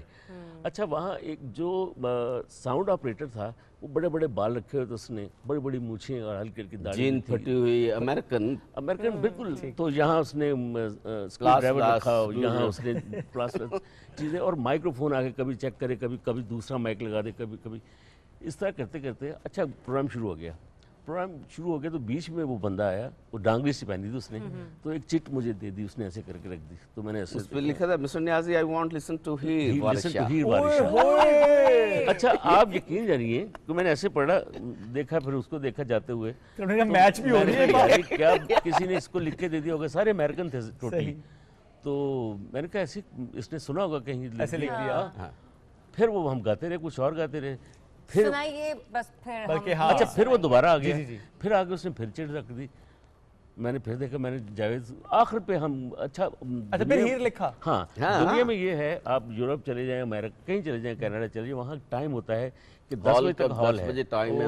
اس میں یہ نہیں ہوتا جیسے ہمارے ہاں ریکویسٹ کر دیتے ہیں کہ یار پلیز 10 منٹ ٹھہر جاؤ, وہاں نہیں ہے, وہاں لائٹس بند اور آف, ختم. اچھا, وہ پروگرام ختم ہو رہا تھا, بیچ میں لاسٹ آئٹم گانا تھا, تو میں نے اس سے کہا کہ یار یہ بندہ بار بار کہہ رہے 2 بول کہہ دیں. تو ہم نے ہیر کا آخر والا پورشن جو تھا نا لاسٹ میں, وہ ہم نے 2-4 بند کہ رانجھا. یہ میرا خیال ہے سر یہ کرتے ہیں کیونکہ ہمارے بھی پروگرام کا وقت ہو گیا ختم. تو ناظرین سے ہم اللہ حافظ کہنے کے ساتھ ساتھ ریکویسٹ کریں گے, آج پھر ہماری ریکویسٹ بھی ہے اسی طرح سے کہ لائن اس کی پنچ لائن ضرور کہوں گا نا, کوئی بات نہیں. تو ہم نے کہہ دیا. تو جب ہم پروگرام کر کے واپس آئے ڈریسنگ روم میں گئے, گرین روم میں چلے گئے, گرین روم میں, تو وہ ہمیں کہنے لگا کہ تھینک یو, بہت شکریہ کہ آپ نے وہ سنایا, لیکن مجھے سمجھ نہیں کہ اتنی اینڈ والا پورشن آپ نے سنا دیا. کون جھٹکا دیا اس تو نے میں نے آپ کو؟ جاوید سے کہا, میں نے کہا پتہ کر یار کون ہے, گٹپ کر کے تو نہیں پھرتا, پہ پتہ لگ گیا باٹ چک تو آئے تو گیٹ اپ کر کے پھر رہے گے. تو مطلب اتنا وہ نزدیک ہو, اتنا نزدیک ہے, اتنا چاہتے ہیں. ہمارے کلام کو, ہمارے انسٹرومنٹس لے گئے ہیں, ہمارا صوفیزم لے گئے ہیں, چیزیں لے گئے, اور ہم اتنے رچ لوگ ہیں, ہم اپنا فرق لٹائے جا رہے ہیں, اپنی جنریشن کو نہیں دے رہے, یہ دکھ ہو رہا ہے. تو نیازی صاحب پلیز نا وہ ہیر ہمیں بھی سنائیے. وہ سنا دے, میں نہیں جانا کھیلنا, وہ بھی ہیر کی. اچھا چلو.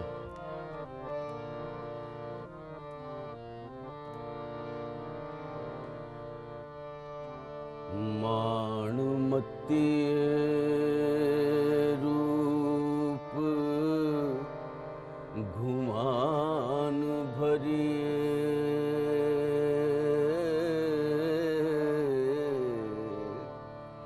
اٹکیلے رنگ رنگیلے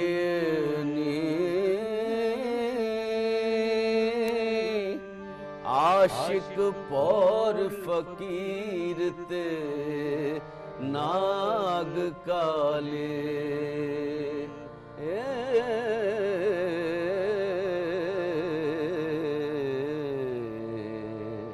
بانے ہاری تے نین شرمیلے اساں تسانو ایک کے مست ہوئے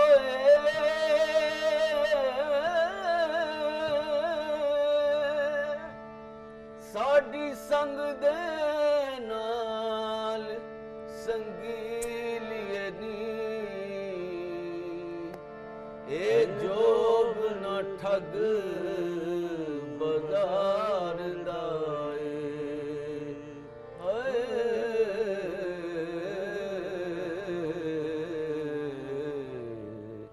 ٹوڑے ہاری تینین شرمیلیے نی. کیا بات ہے, زبردست زبردست. Thank you very much sir, thank you. آپ دونوں کے آنے کا بہت بہت شکریہ, اور آنے کے بعد آپ نے ہماری پیاس بجھائی اور خوشگوار کر دی ہے ہماری morning. Seriously thank you sir, thank you very much sir. ناظرین وقت ہو گیا ختم, ملاقات کریں گے آپ سے منڈے کو. بہت سا خیال رکھیے. ایک شخص جائے گا ٹور ڈی نارتھ, ایک ٹور ڈی ساؤتھ, تو انجوائے کیجیے اپنا ویکینڈ. لیکن انسٹاگرام پر آپ نے دیکھنا کہ صبح پاکستان کی ٹیم کہاں پر ہے اور کیا کیا کرے گی. اللہ حافظ.